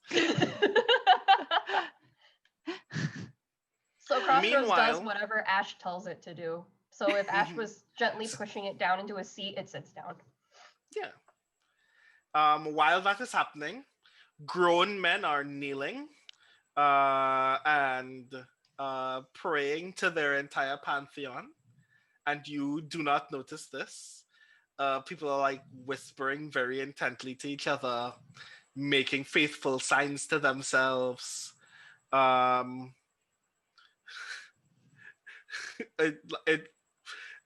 Ash, and I'm going to say Ring and Skelly, but not Crossroads, obviously noticed that there's this brief, very quiet pandemonium in this room.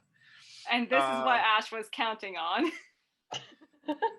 And like the two men on either side of the gentleman that you're speaking to, their eyes look like they're going to pop right out of their head, and they turn to each other and go, "This didn't occur to me before.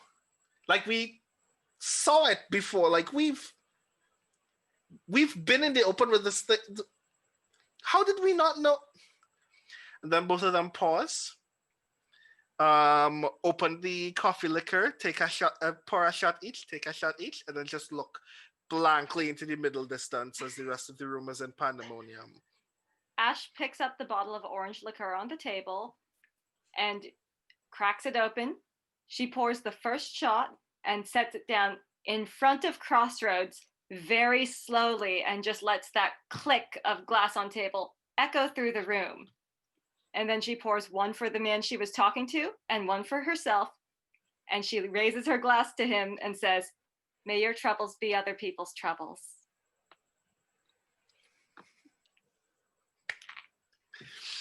The sound, I'm going to say just for theatrical effect, that the sound of your clinking glasses with the gentleman, like, sets the electroplasm around Crossroads' head to just kind of fade away.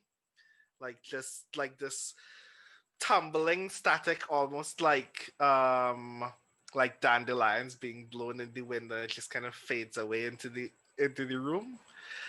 And everybody is now looking at you, Ash, like you have the entire room's attention. And the gentleman takes his shot and goes, "I definitely need to learn some things now." Puts his shot glass face down and goes, "Do you mind explaining to me how you have the air of the god of tricks and death?" You know, that's a funny story. But not all priests are ready to stop serving when they die. Isn't that right, of the sky the globing? And she turns to Crossroads very pointedly and raises her glass again. Crossroads has seen this in pictures and has not only that, but witnessed it here. So it lets go of its box very carefully and picks up the glass in front of it and puts the whole glass in its beak and eats it. Yep. The sound of the glass going funk in the chassis makes like a handful of people on the other side of the room jump. But they're not gonna say anything about it. They're not gonna judge each other. This is a room of understanding for them at this moment.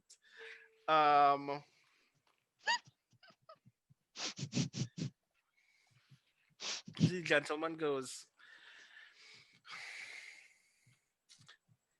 "I have the vaguest of ideas why a crooked ghost hunter like Runa Casper would be tied up in both the seal and our god bird,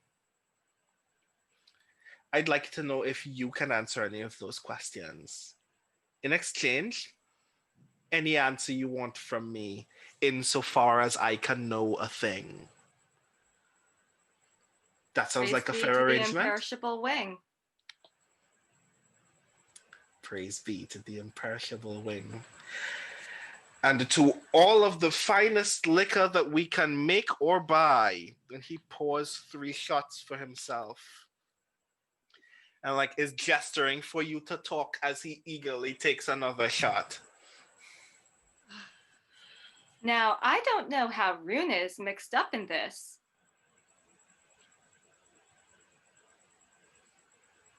I immediately don't believe you. Luna died, and then the first thing that I heard the morning of her funeral is maybe there's a thing that she owns. People don't usually tell me to grave rob. I usually find things before the graves fall. Grave rob? Well, whatever you were after must have been small then.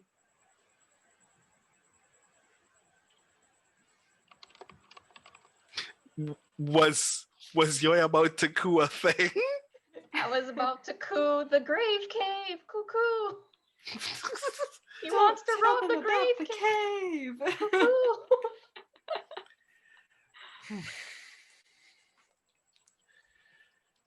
What do you know about this seal? I only know the lore of the thing. I don't believe it actually exists. Now, once upon a time, I did sell Runa a painting that supposedly depicted it. And Ash very theatrically rolls her eyes because, there are legends and there are fairy tales. I think the seal is a fairy tale.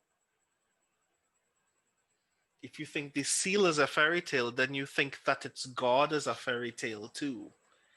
And seeing as you've brought us in the presence of one, I idly gestures to Crossroads.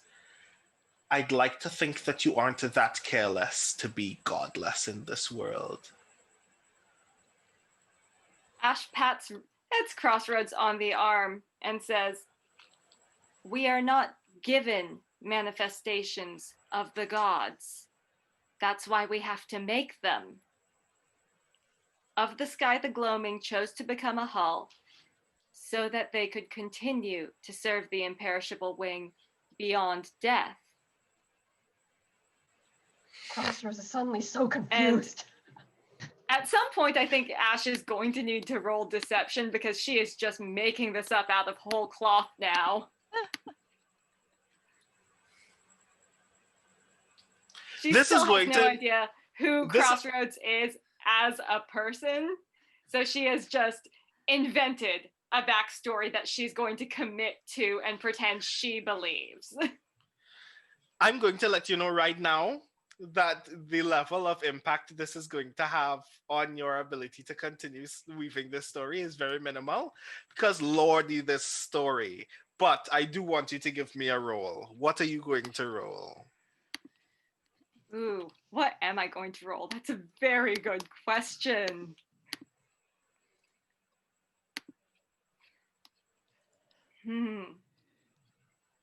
I think this is going to have to be sway. Mm-hmm. What's my position?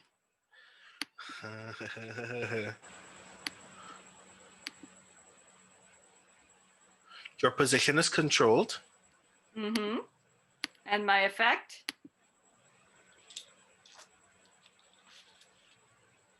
Your effect is great. Yeah. Lord the story. Okay. And you do have one bonus die. You have one bonus die because of all of the wildness that has already taken place. I'm also going to add that when Ash said that incredible backstory, Crossroads kind of took it as truth and is really surprised that Ash knows a lot about it. And so is actually at this moment trying to actually think back specifically to the moment it died as me. So if there is a role for that, Crossroads is rolling right Do I get a bonus die for gaslighting our robot friend? No, you do not. Good lord. Skelly Um, believes everything you're saying right now. Skelly's just like, huh, okay, cool. I can offer I can try to offer an assist by saying that Ring and Ash, like on the way to this mission, kind of talked through a variety of lies to kind of have as a deck of cards. Yeah, I think if we had done that, given the fact that Crossroads looks like a god, I would have, if it floated the, we're going to pass Crossroads off as a religious artifact if I have to. Without telling Crossroads? Oh wait, Crossroads panics at everything. Of course you wouldn't tell it. Yeah, I'm So not that going would to tell be- Crossroads to lie. Okay, so is that the one bonus die or a second bonus die?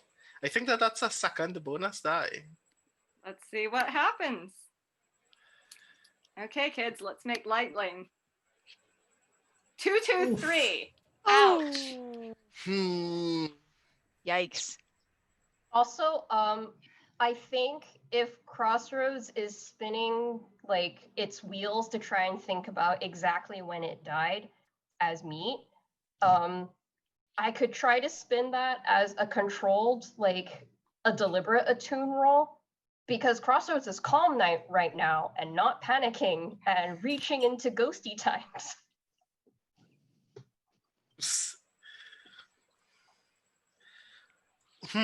So As a I feel like an as a attune roll suggestion. can't possibly make anything wilder. Let's do it.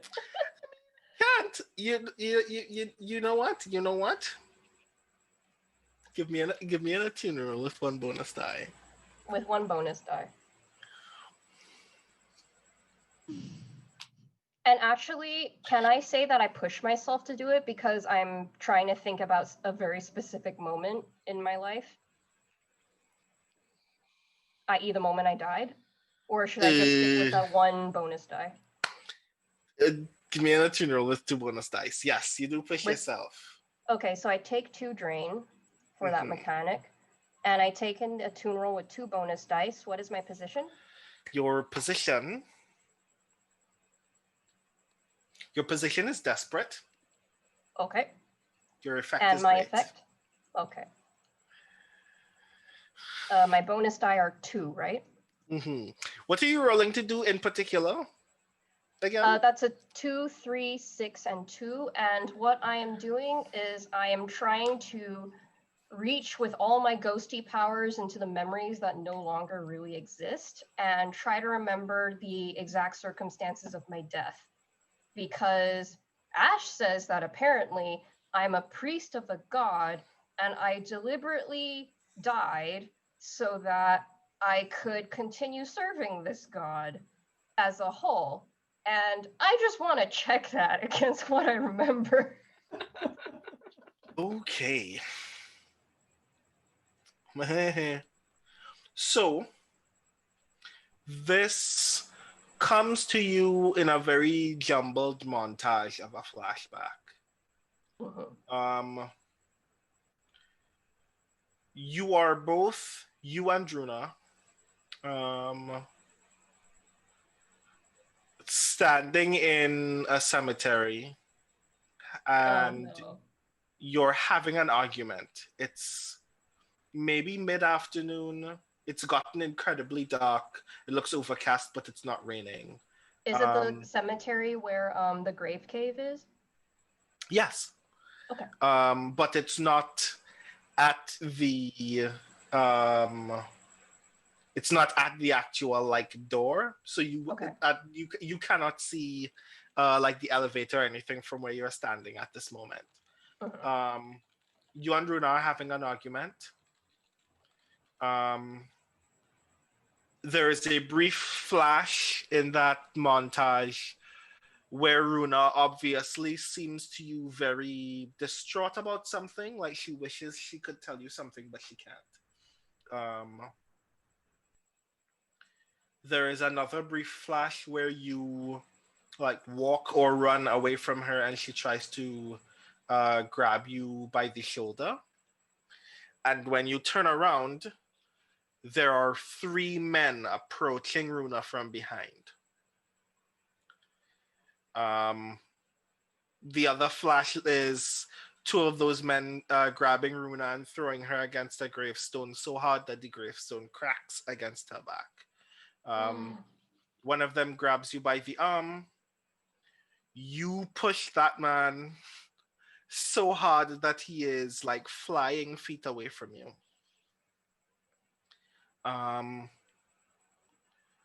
You turn to Runa, and Runa is calling out for you. And she reaches for a velvet pouch from somewhere on her person that you did not know before, and throws it at you. And as it's coming towards you, it opens, and out of it, you see what looks like a long, it looks like a mace, but it's much, much smaller, like it can fit in the palm of your hand, made out of what looks like jet black steel. And it touches you, and you see nothing again. Oh my god. That's the vision that you have. When you have it, your halo flickers again, but it flickers very rapidly from light blue to lime green to deep red, and then disappears. That's what everyone else sees. Ash, seeing this, taps Crossroads on the arm again and goes, "Careful there. We don't know how much liquor they can hold yet." Crossroads is holding that box really tightly right now. A lot of things are happening. So the gentleman raises an eyebrow very, very carefully as he glances at Crossroads and then glances at you again. I would like to make a thing clear in the event that you do not know this thing. And he leans in very carefully. The Cindered seal is as real as the Lady of Thorns is real. And I don't have to like it. Because I definitely don't. But know for a fact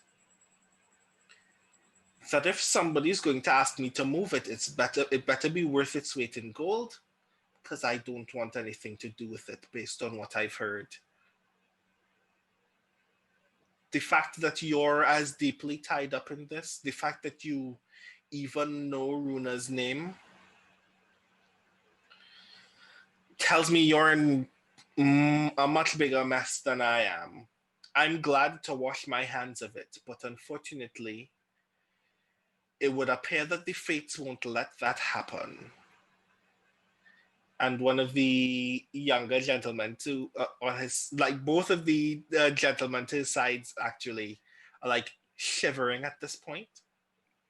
They pour themselves another shot and continue staring into the middle distance. And one of them, you can notice that one of them glances at you very briefly, and when you glance at him, he's gone back to staring past you. And Ash says, "I don't know how Runa is mixed up in this. Runa Casper is a dilettante who collects Severosi paintings because she likes ethnic art." Runa Casper is a ruffian who likes to kick cultists in their throat. And I'm actually really proud of her, but that has nothing to do with me. Up until this moment in time, I prayed to the things that made sure that I got to sleep at night. Tonight, I am worried that my prayers are for final sleep. And Ash sighs and says, gesturing at Crossroads, They've been in my life for what, 3 days? 4? And I haven't slept a wink. Join the club. Crossroads feels really bad. Poor Crossroads. Like, Ash is just We're gonna kind need of Tava. balling up her guilt and shoving it away and storing it to unpack later. We're gonna need to have a serious conversation with Crossroads when this is all over. Oh, yeah. So Because nothing in that vision Crossroads has actually contradicts anything Ash said. Mm. this is indeed true. Oh my god, I'm sorry. So the gentleman who was trying to get your attention earlier, Ash, leans in again and says, "You really don't know anything about the seal, do you?" Why would I? It hasn't crossed my desk. No one's asked me to find it, buy it, or sell it. You've moved, like, if I've heard of you correctly, you've moved skulls with some of the Yes. wickedest curses on them. You've moved scrolls, the text of which would burn the white out of my eyes. And you haven't heard of the Cindered seal. Of course, I've heard of it, but nothing credible. My god, campfire ghost stories aren't credible. Crossroads says nothing about its visions because it has been instructed to not talk, and it holds its box really, really tight. A brief flash of red mist around Crossroads' head. And the guy says, if there's anything that we learn in our land, it's that if you hear something around a bonfire, it's because it's supposed to be told there. And here in the gas lamps of the city, it hasn't got a place. That just means that these stories never told. That just means that these wretched people go living the rest of their lives not knowing anything about the Lady of Thorns and the kind of wild world this used to be before the sea went black. You do know that the Cindered seal, the story of the seal is literally why we cannot swim the sea anymore, right? That one of the forgotten gods touched a stone one day, and that stone just became as polished and as black and white as it needed to be to render our capacity to touch salt water wretched. And I'm supposed to mess with that? I want nothing to do with that. I'm not I have touching that heard with my that bare story, hands. and I have seen the factories of Duskfall pumping their runoff into the water. Certainly, we cannot touch the salt water. But I That's think not that has whale much oil, more to friend. do with the curse of industrialism than magic. That's not whale oil, friend. I'm letting you know. We are talking about, and he takes another shot, goes back staring off into the middle distance. What my friend is getting very worked up about in a way that is alienating our guests is that whether you may know or trust it or not, we have it on good authority, our own eyes even, what the seal is capable of. And we've seen it move so often that there was a point, maybe 2 or 3 weeks ago, where we could have told you the last place where it was, and now we can't. And a handful of people really, really want it and thought that they could go through us because we're smuggling types and don't like to ask questions about quarry. One of those people was our sharp-dressed friend who I know very little about because he keeps handing out cards that start rotting or fading away every time somebody calls him for business.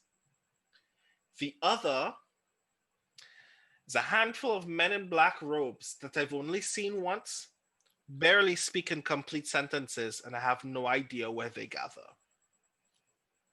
Now, I haven't met any of these men in black robes. Whose are they? And when Ash says, whose are they, she really means who do they worship? The lady, of course. It's theirs. They think that they need it or want it or whatever, for whatever dastardly purpose. For all I know, they're probably going to chip pieces of it off and try to drink it. Doesn't matter to me. What matters to me is I want nothing to do with something that can do the things that can do.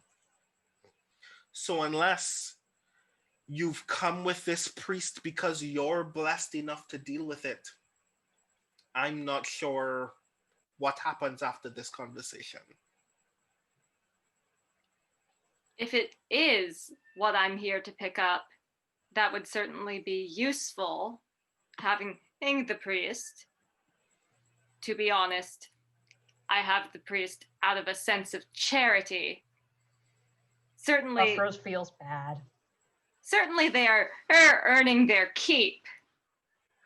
But I have not taken them on for any specific job. I took them on because they were a priest in need, and they saw the urn of the imperishable wing in my shop window, as others do, and knew that I could be asked for help.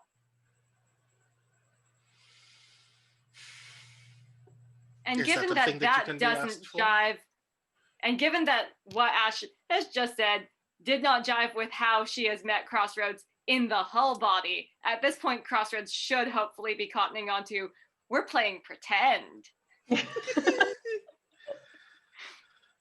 Crossroads like, what?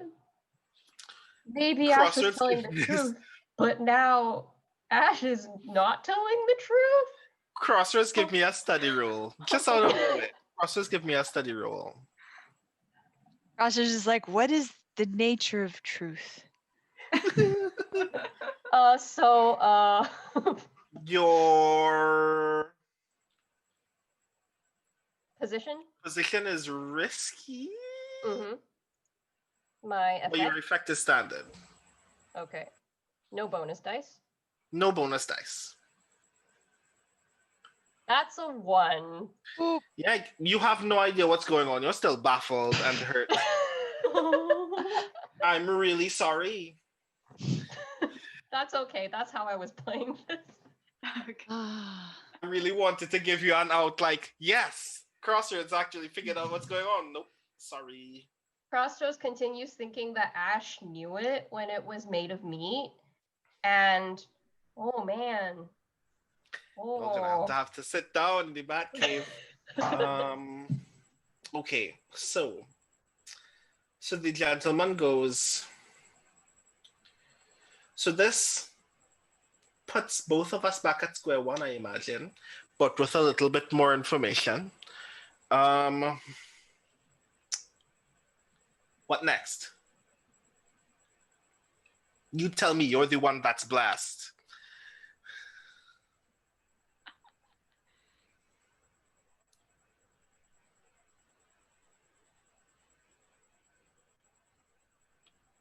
And Ash says, I think at this point, we'll be going our separate ways. After another round, perhaps. But do you know the drop by the docks? I'm aware of it. I can be reached if you leave a message there. I go regularly to place bets, to check scores. If you leave a message, I will be able to pick it up. And what name should I address any message I leave for you there?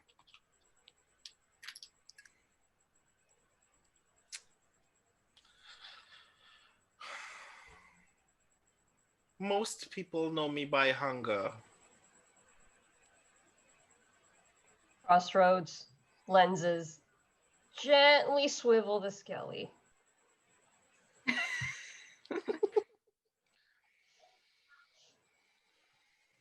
Perhaps if you'd ever want to come back here and settle things in the old ways.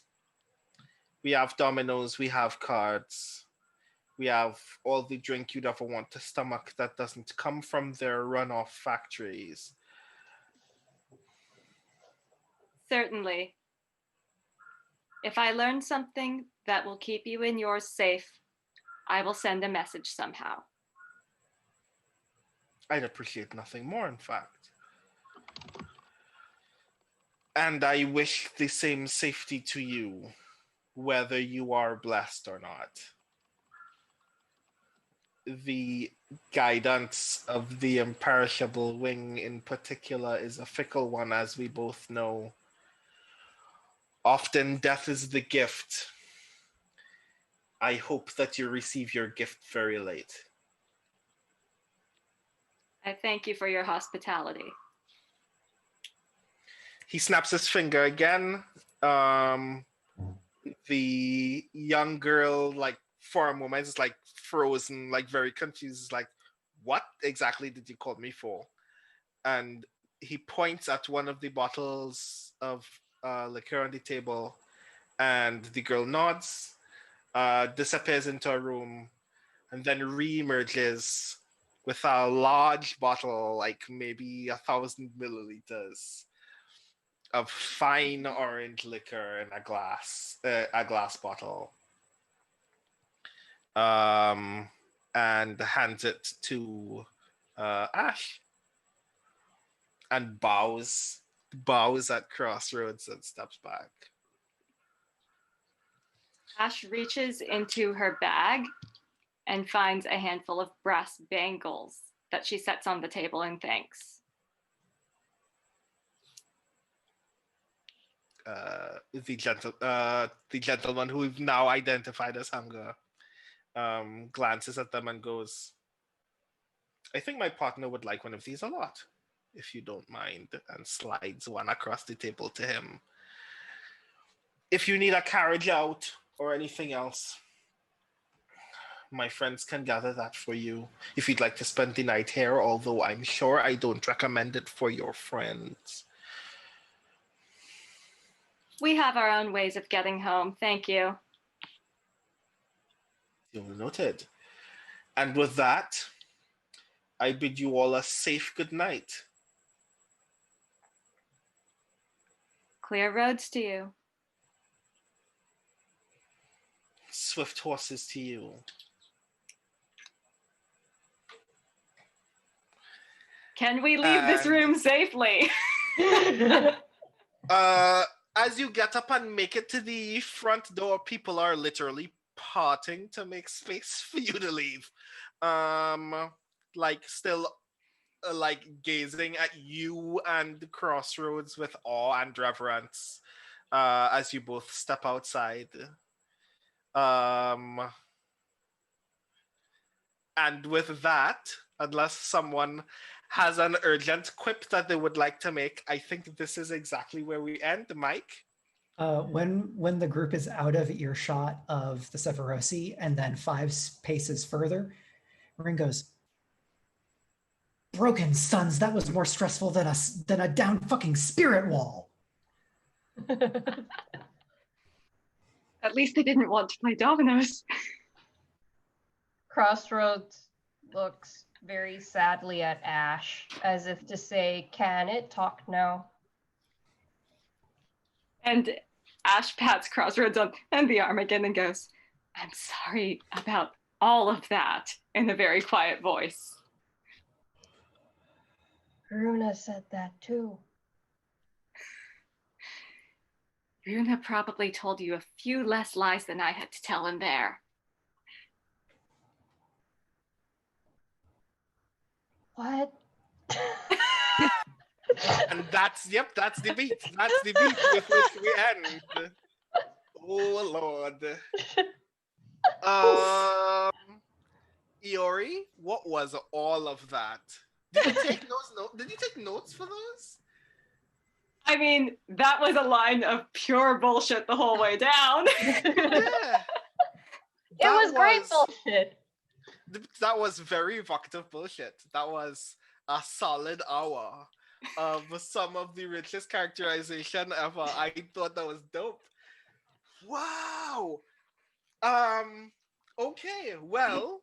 Honestly, the only thing I had ever worked out in advance were the names of some of the death gods.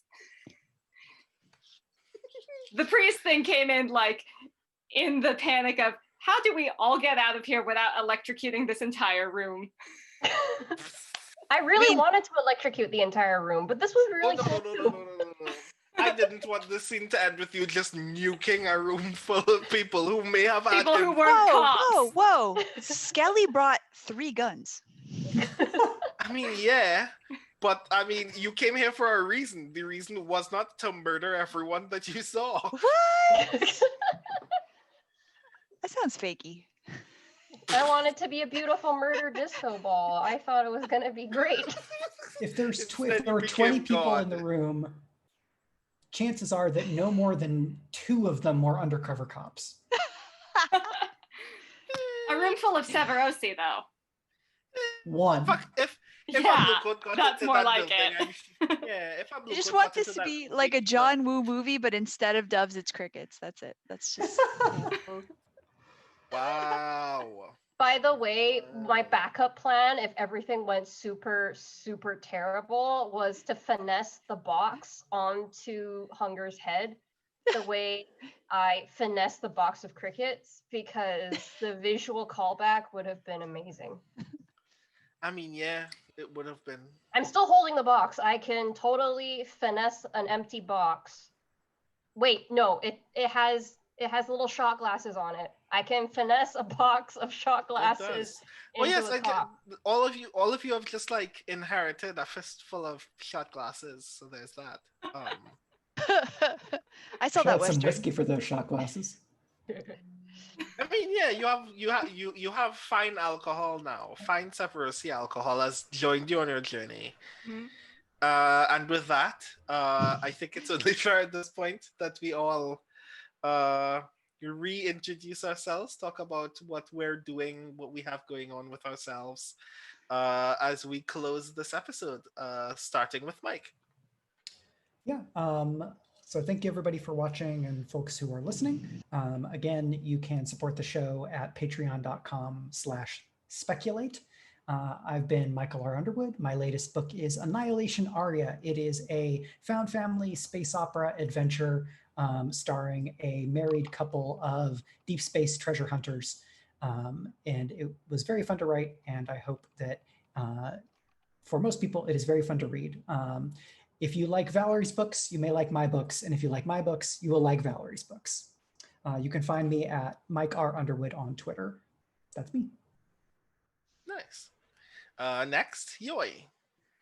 Hello, Jeoi Gawain Lin. I am a game writer and your resident, now apparent undead priest to a god who may or may not be completely bamboozled about what it was in its meat life. Yeah, you can find me on Twitter at This Is My Design. I think there is a command for that link now. Yes, I see it in the chat. Yes. Next, Iori. Iori Kusano, Clarion West class of 2017. I am on Twitter at Iori Kusano. I am also currently acting as the Fringe Programming Coordinator for FIACon. Fringe is 12 hours of free programming for people who are not able to make the main con, people in underserved time zones like this one. Hi from Japan. Definitely check it out. Americans who want to stay up late or get up early, come join the party. Yeah. Which I definitely recommend, because I may or may not be eagerly talking about Kamen Rider at 4 o'clock in the morning for some FireCon French content. And last but not least, Valerie. I am Valerie Valdes, pronouns she, her. My latest book, Prime Deceptions, is also a found family space opera adventure. So if you like Mike's books, you'll probably like my books. Check it out. And yeah, I guess that's it. And as for me, I have been your GM slash crafter of chaos for this game, Brandon O'Brien. You can find me almost anywhere on the internet at The Rising Tides. Um, you can find the Fugitives playbook that this crew is using on my itch.io page. That's itch.io/The Rising Tides.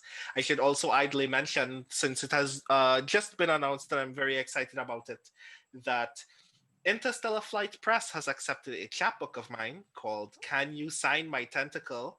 That I'm really excited for it to come out in 2021.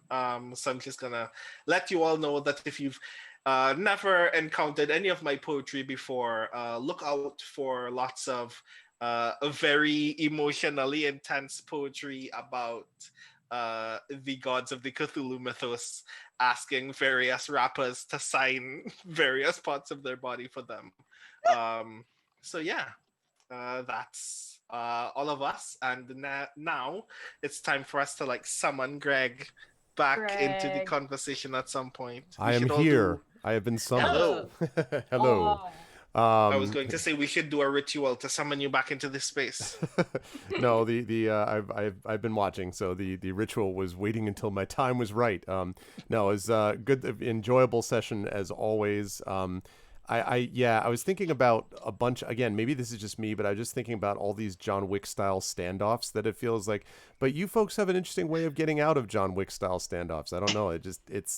It's always different than I expect. And I feel like this is the cooler John Wick outtake that we just haven't seen, and involves crickets and electricity apparently, and shot glasses. But anyway, it was very good as always, and I enjoyed it a great deal. And I do want to mention, just before I let all of them go, that you will see these folks here on our joint Speculate Twitch event next month as this campaign rolls on. You will also see, and I should mention on the Speculate side, that Mike and I have some plans that we have been discussing about, what comes in addition to the Blades stuff. We are more than just Blades all the time, I promise. We do other stuff too. And as far as Brandon and I are concerned, again, as a reminder, November 22nd is the fundraiser for Soundclash The Clampdown, which you will see twice more next month. So mark your calendars for that, and you'll see more of Brandon. And Speculate-wise, you'll see more of all of these lovely people. So chat, can we get some love for all of the wonderful players, and of course for our GM? Thank you to Valerie and Jeoi and Iori and Mike and Brandon, and thank you especially to Mike as my co-host of Speculate, which we will see soon. Thanks everybody. We'll see you folks next month. Bye for now. Bye. Alrighty.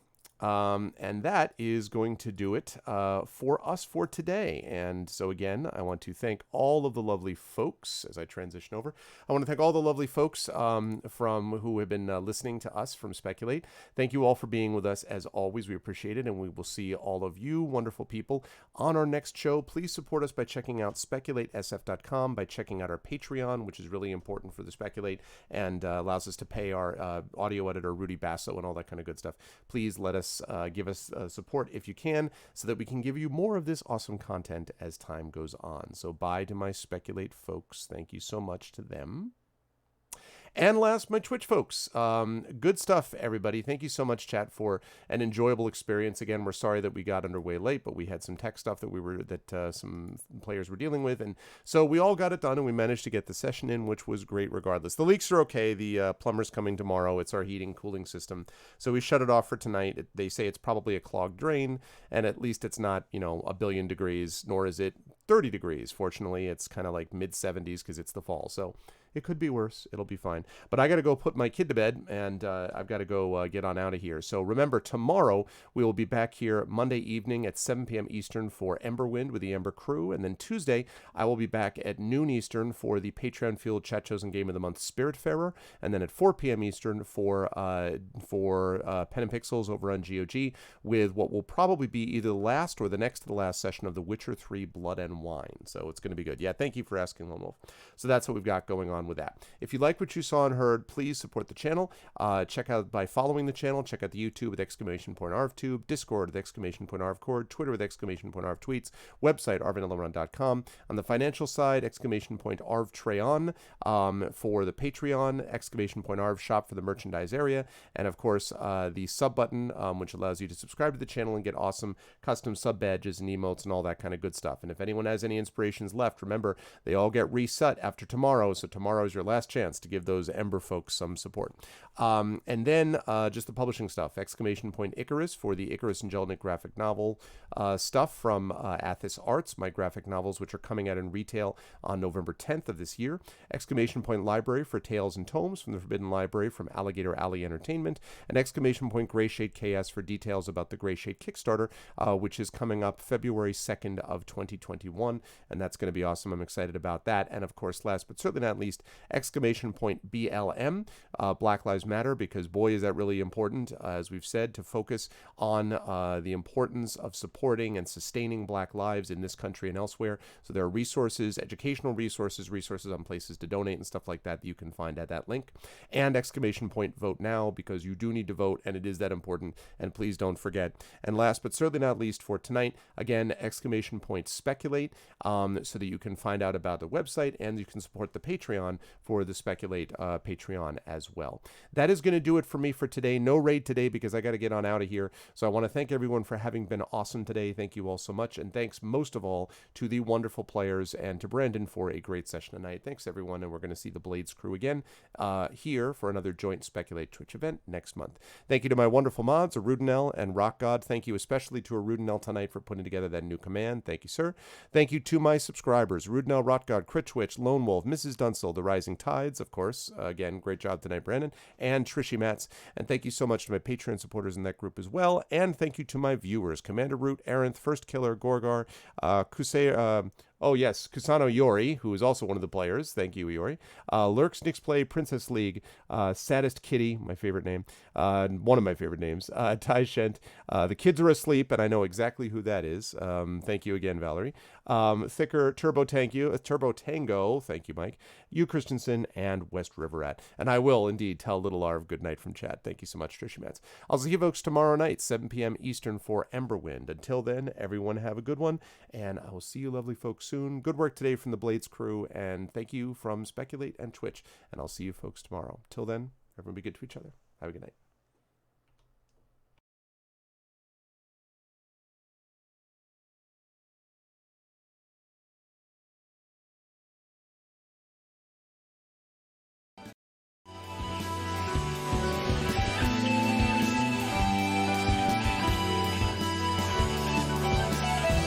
Gets more cold this time of year. The sun is hidden far from here. I wonder how I might atone. Whoa, it's been a year since I left home. The wind is blowing faster now. I'm searching though I don't know